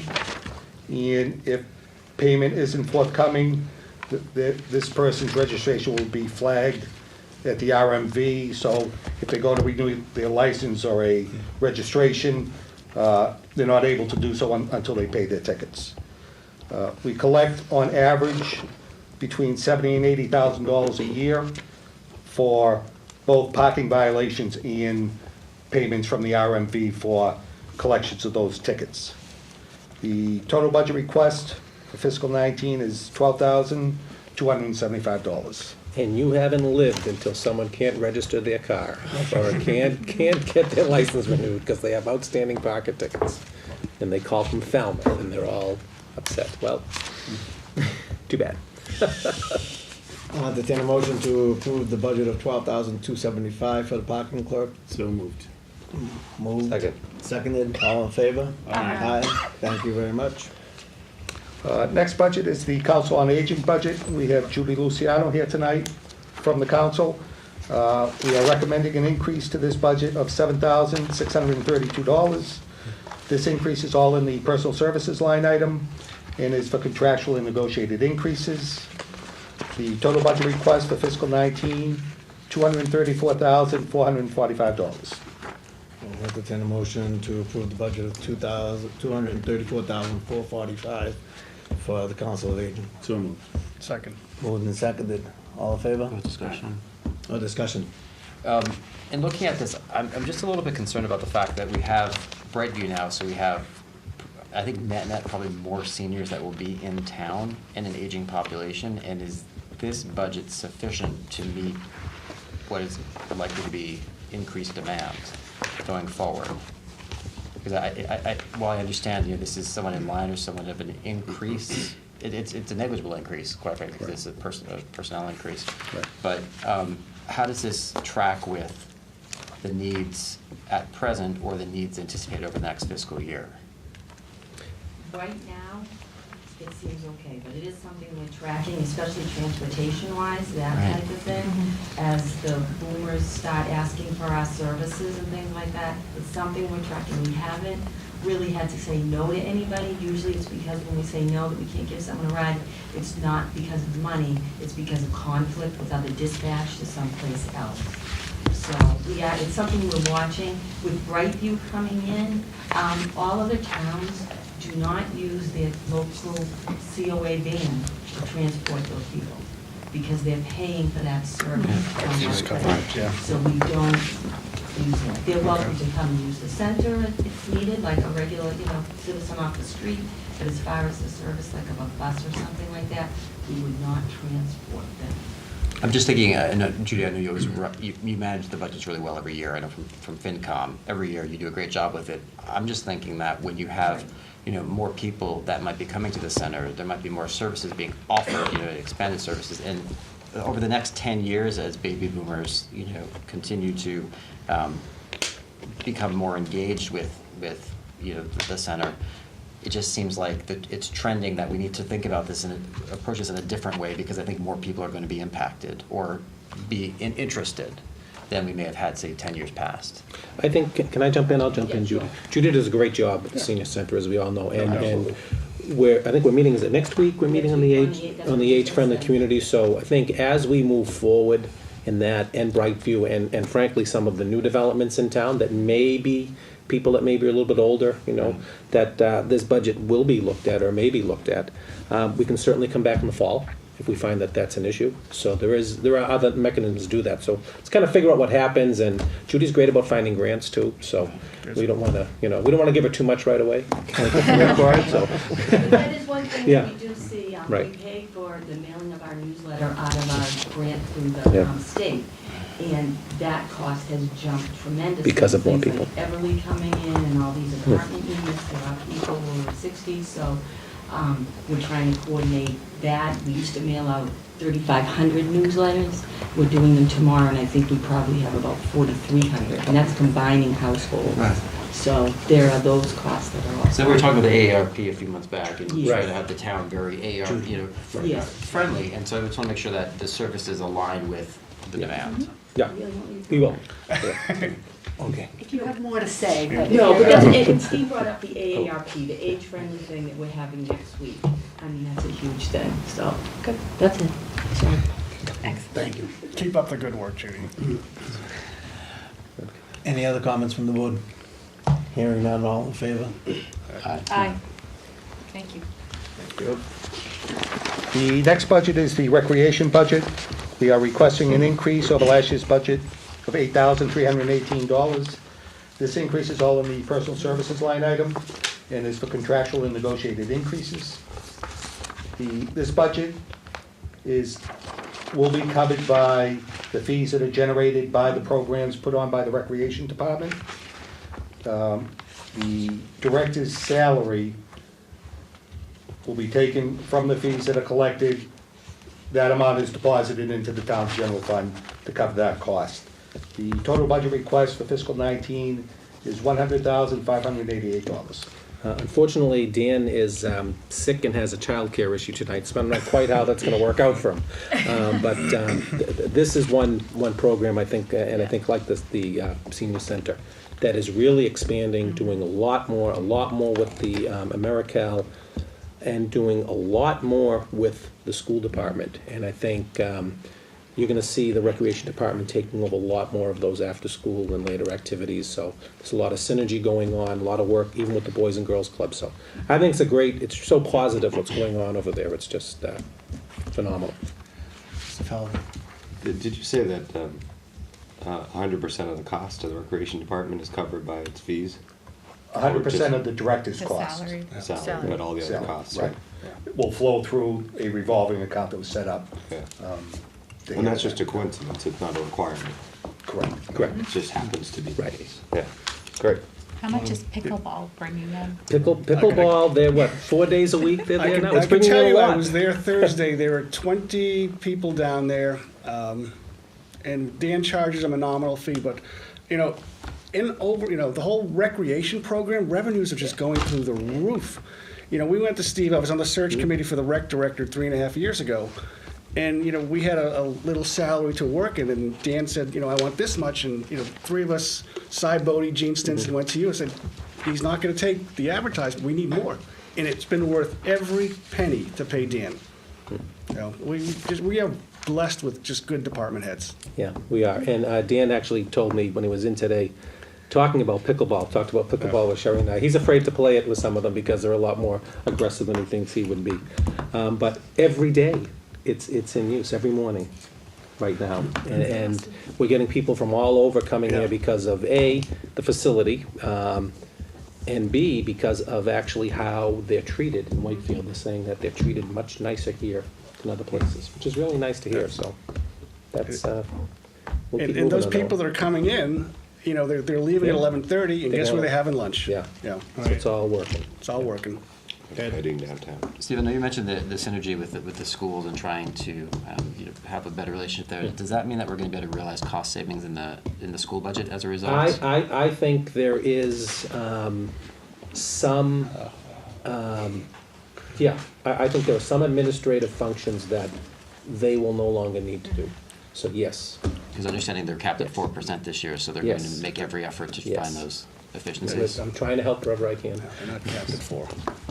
Steve, do you know, last question, and I can talk to Dan about this later, but, so you talk about fees going up. Do we have programs to help people, families who maybe can't pay fees? Yes, we do. Okay, Yes, we do. great. Fees are not going up, revenues are going up. Right. Sorry, but I meant there are But yes, fees, there- right? there So, so I just don't want that to be a absolutely, yes. barrier Yes, no. of families in town participating. Yeah. There's no barrier. There's, Perfect. yeah. We've got all things covered. Move to approve the budget. We have a motion to approve the budget. Do I have a second? Second. All in favor? Aye. Yes. Thank you very much. The next budget is the veterans budget. We have Karen Burke here. Karen is the VSO, Veteran Service Officer for Wakefield.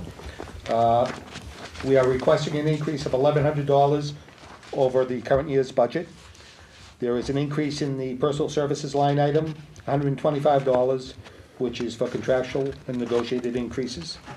And also, under the contracted services, there's an increase of $975 in the professional services line item. And this line item is used to cover the cost for the salaries of the VSO, which is Karen, and the veteran agent, which is Alicia Redden. The main expenses within this budget, under contractual services, the professional services line item, $49,302. This is the cost to be a member in the district, where we share the director with Melrose and Saugus, and also for Karen's salary. The recipient line item, $170,000, which is used for veterans' benefits. I will note that the town does receive up to 75% reimbursement from the state for those expenses. We anticipate a reimbursement in fiscal 18 of approximately $115,000. Excellent. The total budget request for fiscal 19 is $243,507. Question? Let's have a motion and discussion then. A motion to I move approve. we approve the budget. Do I have a second for discussion? Go ahead. Karen, just a quick question. I know last time. Karen, please. Oh. Hey, Karen, you want to join us? Yes, thank you. Just for a minute. It's all good. We all know you're doing great work. And I know that you're trying to draw in more veterans over the last year. I know that's one of your goals. Have you seen any uptick? I was talking about upticks from before, but upticks in veterans getting word out to them, where they're coming to you for help and services? And We've had a lot of people coming in for disability claims, Right. Alicia posted recently out from the Department of Veteran Services that the VA released information. Our district alone brings in $1.2 million a month for federal VA dollars, and those are the type of things that we work hard to bring in. So if somebody comes in that's low income and needs Chapter 115 help, if they don't have a disability claim, we help them file that at the same time, and that may help them not need that Chapter 115 benefit. And word of mouth gets out that we have had quite a few veterans coming in for that type of help. The Veteran Relief Fund on the tax checkoff has helped a lot too. People know that it's there and they know we're there, so they refer people to come in and see us. When you say getting the word out, are we using like the newspaper or our website? Or I'm not sure. I know that's a difficult part, to have the veterans know that there is services available. We do. We do articles in the newspaper. We'll send out blurbs. We have a Facebook page that we send out through different events. So through Memorial Day ceremony, Veterans Day ceremony. We sponsored a tree with the Boys and Girls Club so that our name was out there for people to see us, handing out cards at the gym.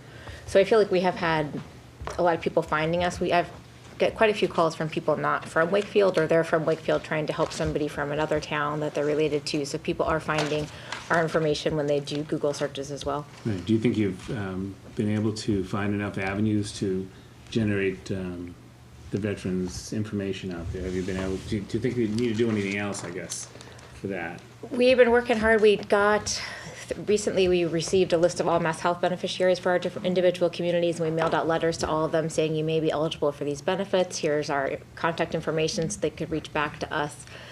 So we continue to explore different ways to do that. I think it's going great, I think, from what I've heard, so that's kudos to you. Okay, thanks. Good. That's it. Yep. What's the recipients line again? Is the 170? 170,000. Yeah. What is it?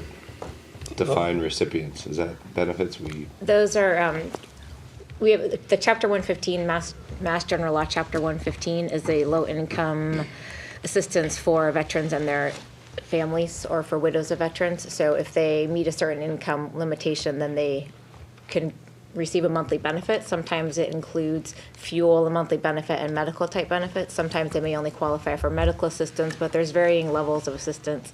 It's Wakefield primarily. My clients, I have 24 right now, are senior citizens, although we do have younger veterans who may be out of a job or maybe underemployed that we can help until we get them that job. And we link them up with services to help them find a job. And do they get a flat benefit based on some determination, or we actually? It's all based on their income or how much money they have, or how much they're taking in every month and what their expenses are. Okay. So we use a computer system through DVS, state DVS, that calculates the amount for us, and then monthly I put that in to get it certified by DVS so that we're reimbursed the 75%. That's the piece I was getting to, and then we get reimbursed this amount, and only 75% of it. So. Yes.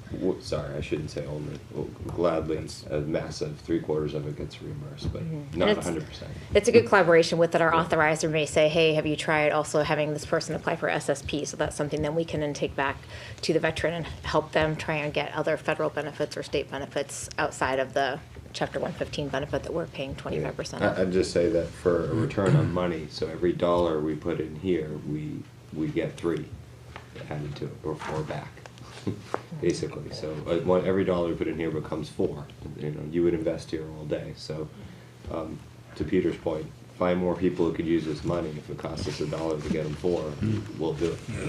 Yeah. And crank that line up here. And we try to get out to different events, so we'll go over to Brightview. We help with people with aid and attendance, but we try to get out there as much as we can, and then just keep the word of mouth going to come and see us. And what happens if this year, so the budget's 170, what if you're paying out, what if you're on the hook for 210 this year? We have a mechanism, Steve, to... That's happened a few times, actually. It's not a bad problem to have, because we're going to be reimbursed next year. We'd handle it 2 ways. If we needed to, and we'd know by the town meeting in the spring, and we'd go for a supplement, or we would go to the reserve fund. Yeah. So keep doing it. Thanks. And Steve, I was talking to Alicia this weekend at the MMA. She threw out a number that recently she saw, was it 345,000 have gotten And 354,000 has comes to Wakefield monthly to our veterans through disability, through DIC, which is a widow pension, or through pension, things like that. And that's all stuff that we help our veterans apply for. Great, that's All through wonderful. the federal system. Yeah. That's nice. But she also said Thank you. that our branch of the Veteran Services, that was the highest, one of the highest amounts brought I in. believe it was one of the highest Yeah. in the So Commonwealth. kudos to both, to the entire staff. I mean, that was a great amount All of you money. guys. Great job. Great Thank job. you very much. Any further discussion on this matter? I'll entertain a motion then to approve the budget of $243,507. So, Go ahead, second. Yep. Aye. Aye, yes. Thank you, sir. Thank you. Next. Next Thanks, budget is the streetlight budget. We are requesting level funding over the current year. I will point out, last year, we were able to reduce this budget by $25,000. Working with the light department did receive a state grant to replace the fixtures, which is, from what I'm told, 99% complete. So there is some savings, but the total cost to put those fixtures in is about $700,000. They got a grant for $345,000, so they are looking to recoup some of those capital costs. So we are requesting level funding this year and probably for the next several years before we'll see this budget go down. The total budget request for fiscal 19 is $188,131. I have a motion to accept the budget. so moved. Second. Moved and seconded. One question. Just quick, why did it drop from 17 to 18? Because there was some savings with regards to the new fixtures that they were putting in, using less power, so less energy costs, so we're able to reduce it by that $25,000. Go for it. Go for it. What is that? So ultimately, what is the expected long-term savings per year from the new fixtures? I talked with Mark Cousins from the light department, and he was gonna send over a spreadsheet, which I'll share with you once I get that. Thank you. No further discussion, all in favor? Aye. Thank you. Next budget is the Historical Commission budget. We are requesting level funding for the current year. Main expenses within this budget, $1,030 for the printing, which is used to advertise their meetings, and $500 under materials and supplies, which is used to repair signage and other upgrades where needed. Total budget request is $2,000.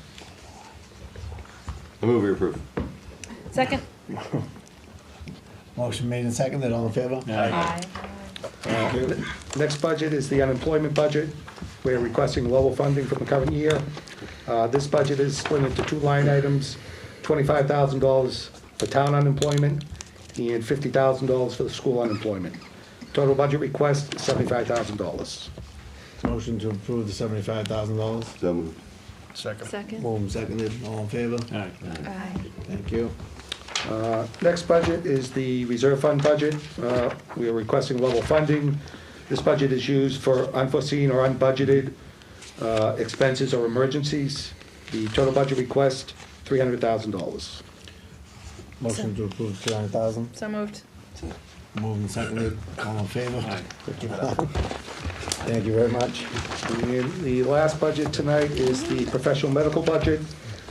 This budget is used for new hire physicals, also for Department of Transportation physicals, for employees that have CDL license. We have to do those each year. We are requesting an increase from the current year of $1,000, $500 from the tax levy, and $250 each from the water and sewer enterprise accounts. The total budget request is $9,850, with $7,850 coming from tax levy, $1,000 coming from the water enterprise, and $1,000 coming from the sewer enterprise. Move we approve the budget. Move that we approve the budget as Second. specified.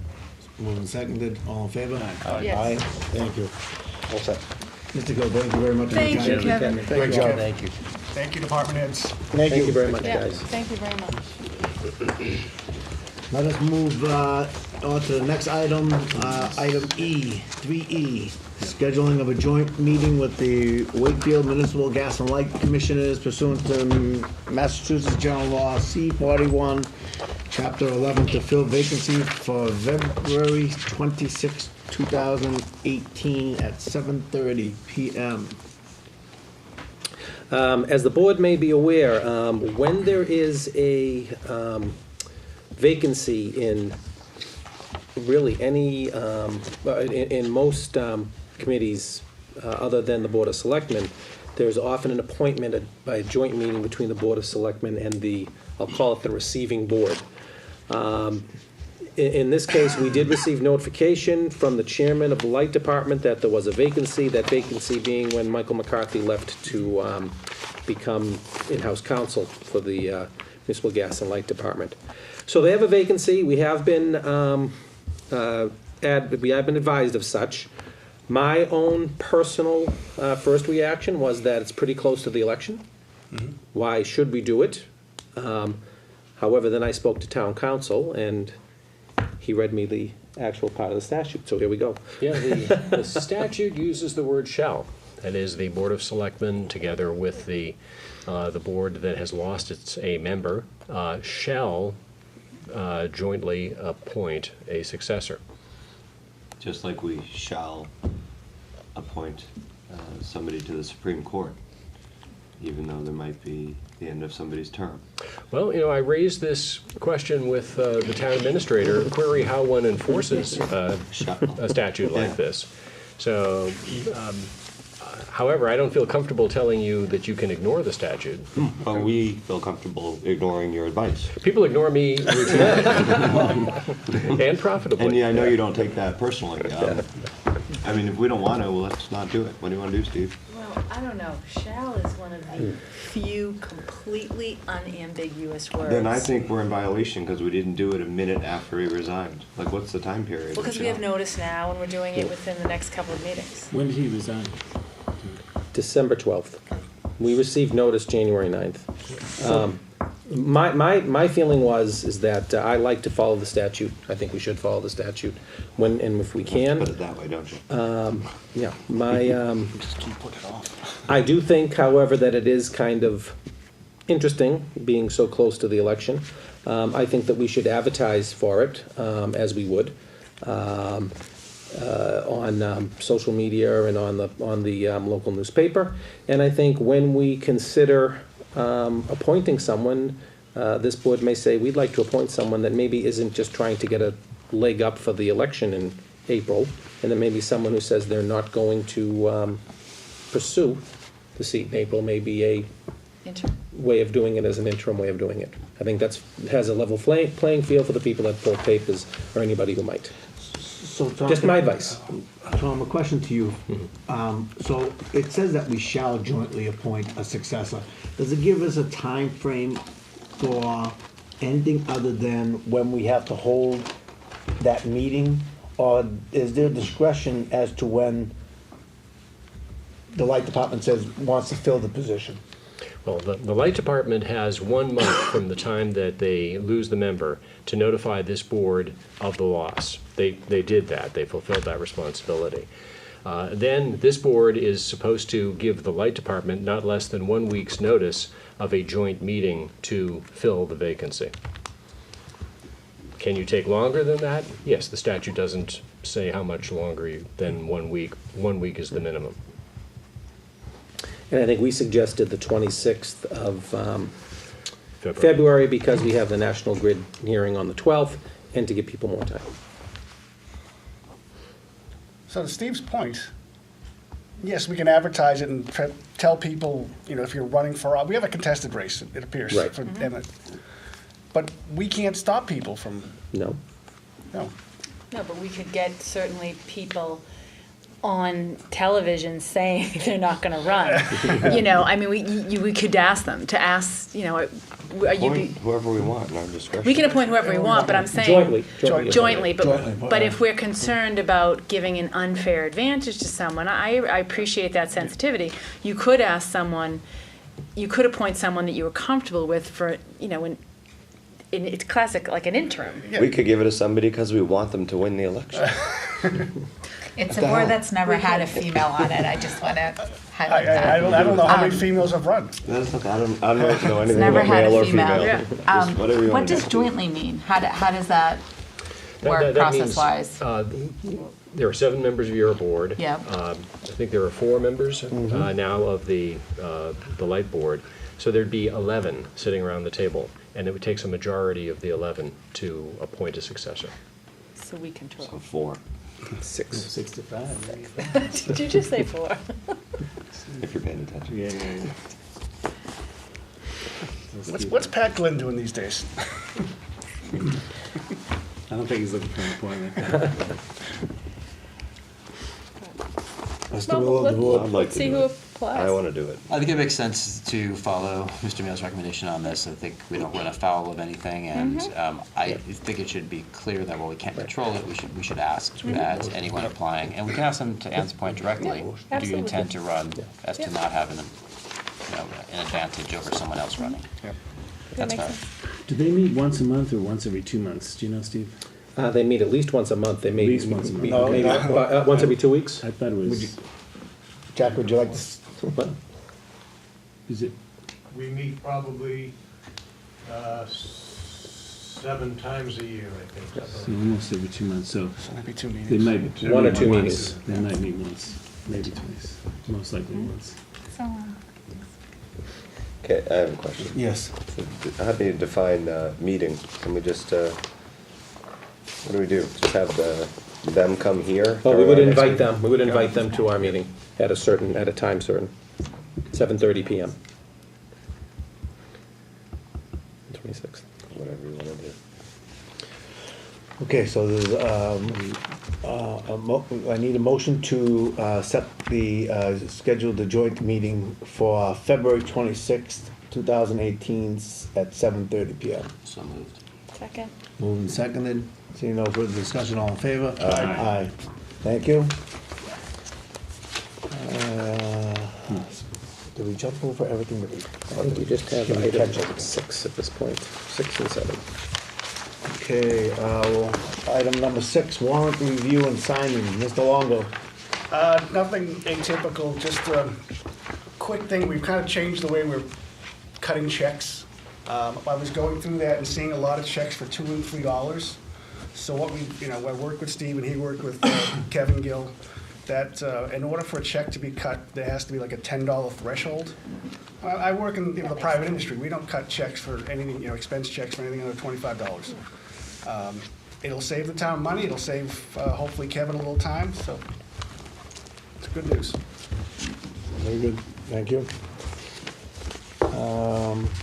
Okay, item number 7, matters not anticipated by the chairman within 48 hours of the meeting.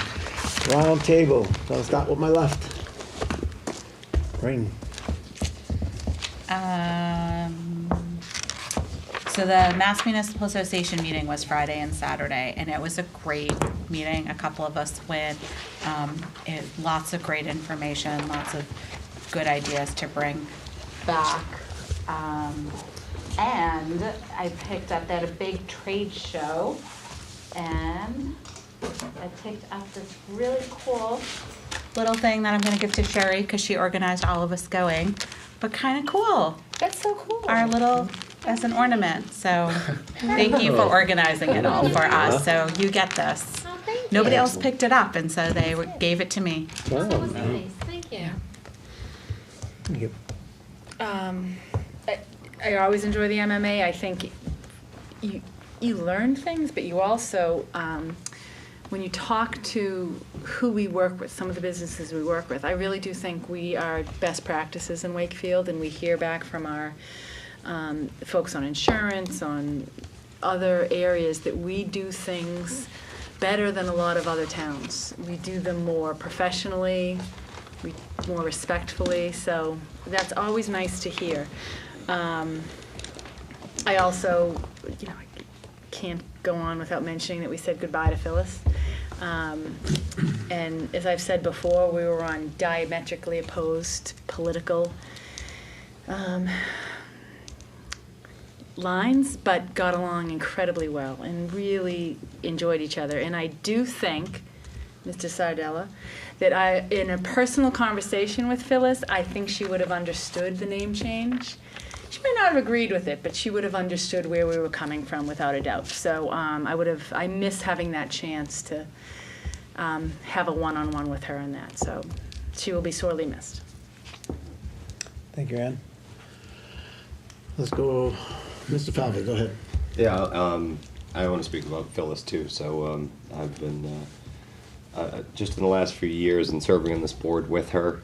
It's just been a real pleasure to get to know her more personally. I mean, my first real encounter with Phyllis Hull was, and encounter is a good word, was when I was on the zoning board, the ZBA, and she wrote a letter to the paper that said we should rename the board the ABZ, the Anti-Business Zealots, because of, and she didn't know the whole story or whatever, but she heard whatever she heard, and she took us to task, and we were all pretty mad and all that. But in getting to know Phyllis, what a wonderful, impressive, inspiring woman. At her age, she acts, younger than a lot of us, and has got a lot of energy, and truly impressive. Her talk about a life of service to the town, and steadfast devotion to her constituents.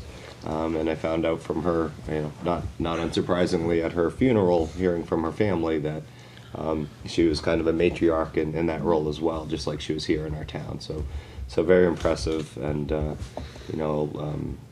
really I already do miss her. So, and one thing I also just want to add is I've thought about Phyllis in the last few years, and she sat here at some of these meetings, and sometimes you needed a little help or a little, and I think her public persona and her people's impression of her improved in these later years. I think she came across, even softer and more reasoned and had really more thought behind her comments before she made them. And I give credit to Steve. I was thinking about it, like, how did Phyllis become so nice? How do we love her, right? I used to be mad at her, and now I love her, and I already miss her. But really, Steve, I give you all the credit in the world for, you really took her under your wing and were a voice for her and helped her understand everything. In fast-moving time, and she's trying to keep up, and she was willing to put in the time, but you were there for her to help her understand it. And I think you helped her be better for all of us too. So I give you a ton of credit, and you should be really proud of yourself for taking that on. But she helped me be better too. Yeah. Well, likewise, right here too. I mean, to your point, we'd have we are completely opposite right here, and she'd always grab us. For those of you when the cameras shut off, and we say goodnight, Phyllis comes over and says, I completely disagree with you, but I like you, and we completely disagree, and that's fine, and she was, perfectly fine with it, which is really, the model for discourse, right? I disagree, but I still like you. And man, wouldn't that be nice if that sentiment carried all the way to Washington through all the ranks of government? So we miss you, Phyllis, and I was pretty sad to hear not only that she passed, but even the manner in which she passed, an accident, and just real shame and sad to see her go. But we won't forget. So thanks, Tony. Well said, Mr. Falvey. I don't know how I can top that, but we will miss. It was great seeing the whole board there. It was great seeing some past members of the board. It was just it was a great tribute to Phyllis. And, she was probably 85 years old when she undertook that project for the World War II Memorial. That was a multi-million-dollar project, and she knocked it out of the park. But I'll miss you, Phyllis. One other thing I heard from a member of the Wakefield July 4 committee, there will be a state inspector for the carnival. Oh, They come down every year to inspect the carnival. All right, I'm coming. Take your kids. I'm good. Thank you, sir. Ed. Just two things. First, Wakefield is better today because of Phyllis Hull, and I respect the work that she did and her commitment. She was a tenacious advocate for so many people in this town, and we need more of that. And on the idea of the Independence Day committee, They have a great event coming up this weekend on Saturday, the indoor barbecue. So I would encourage you to attend. They've got some great auction items, and it's always a great event. And who doesn't love a barbecue in the middle of January? So please check it out. Thank you. Yeah, it's tough going next to last. I mean, a lot of those, accolades for Phyllis, well-deserved, and she will be missed. She certainly was a unique character for the town, and I'm sure in her family too, from talking to her relatives. And funny thing, she always, from some of the relatives, she never wanted to have anyone know her age. So I'll keep that a secret, Phyllis. But she, wonderful person, and loved the town more than anyone I know of, and didn't care about saying anything if she thought it was going to better the town. So wasn't worried about hurting feelings, and certainly was great that Steve, for last few years, drove her to the meetings, which I think is kudos to Steve for, like Brian was mentioning and Ian mentioning, that Steve had a lot to do with helping her as she got older, and still had the fight, but didn't necessarily have the abilities to get to and from at night, just at night. She drove during the day quite a bit still. But yeah, Phyllis, will miss you, and we'll see you again. Thank you, sir. Thomas? Nothing, thank you, though I do want to thank the board for approving my budget. Mr. Mayo? Nothing. I will have something to say about Phyllis at some time, but not tonight. Thank you, sir. I'm just going to make one little comment, just from an observation on my part tonight, and I want to make my apologies ahead of time, so I'm going to do it now. When we have public hearings and we have discussions here, I try to do my best as far as going around the table. If I see people, I acknowledge them. If I don't see people, please forgive me for it. I mean, I try my best to make sure that I look at all times. If I miss you, I apologize. But please, as we go forward in these discussions, if you have something to say, a hand motion or something, just so that I can catch my eye on you, and that makes it a lot easier. This way I don't overlook anyone. So my apologies if I did it tonight, and that's all I have to say as far as the meeting is concerned. So with that, I can pull your sleeve. I mean, it's so close you know something, you could do that too, but you could throw a pen as well too. You could throw cookies as well. I mean, that's fine. But that's all I have. Any other comments for tonight's meeting? I'll entertain a motion to adjourn. Moved and seconded. All in favor? Aye. Thank you very much, everyone.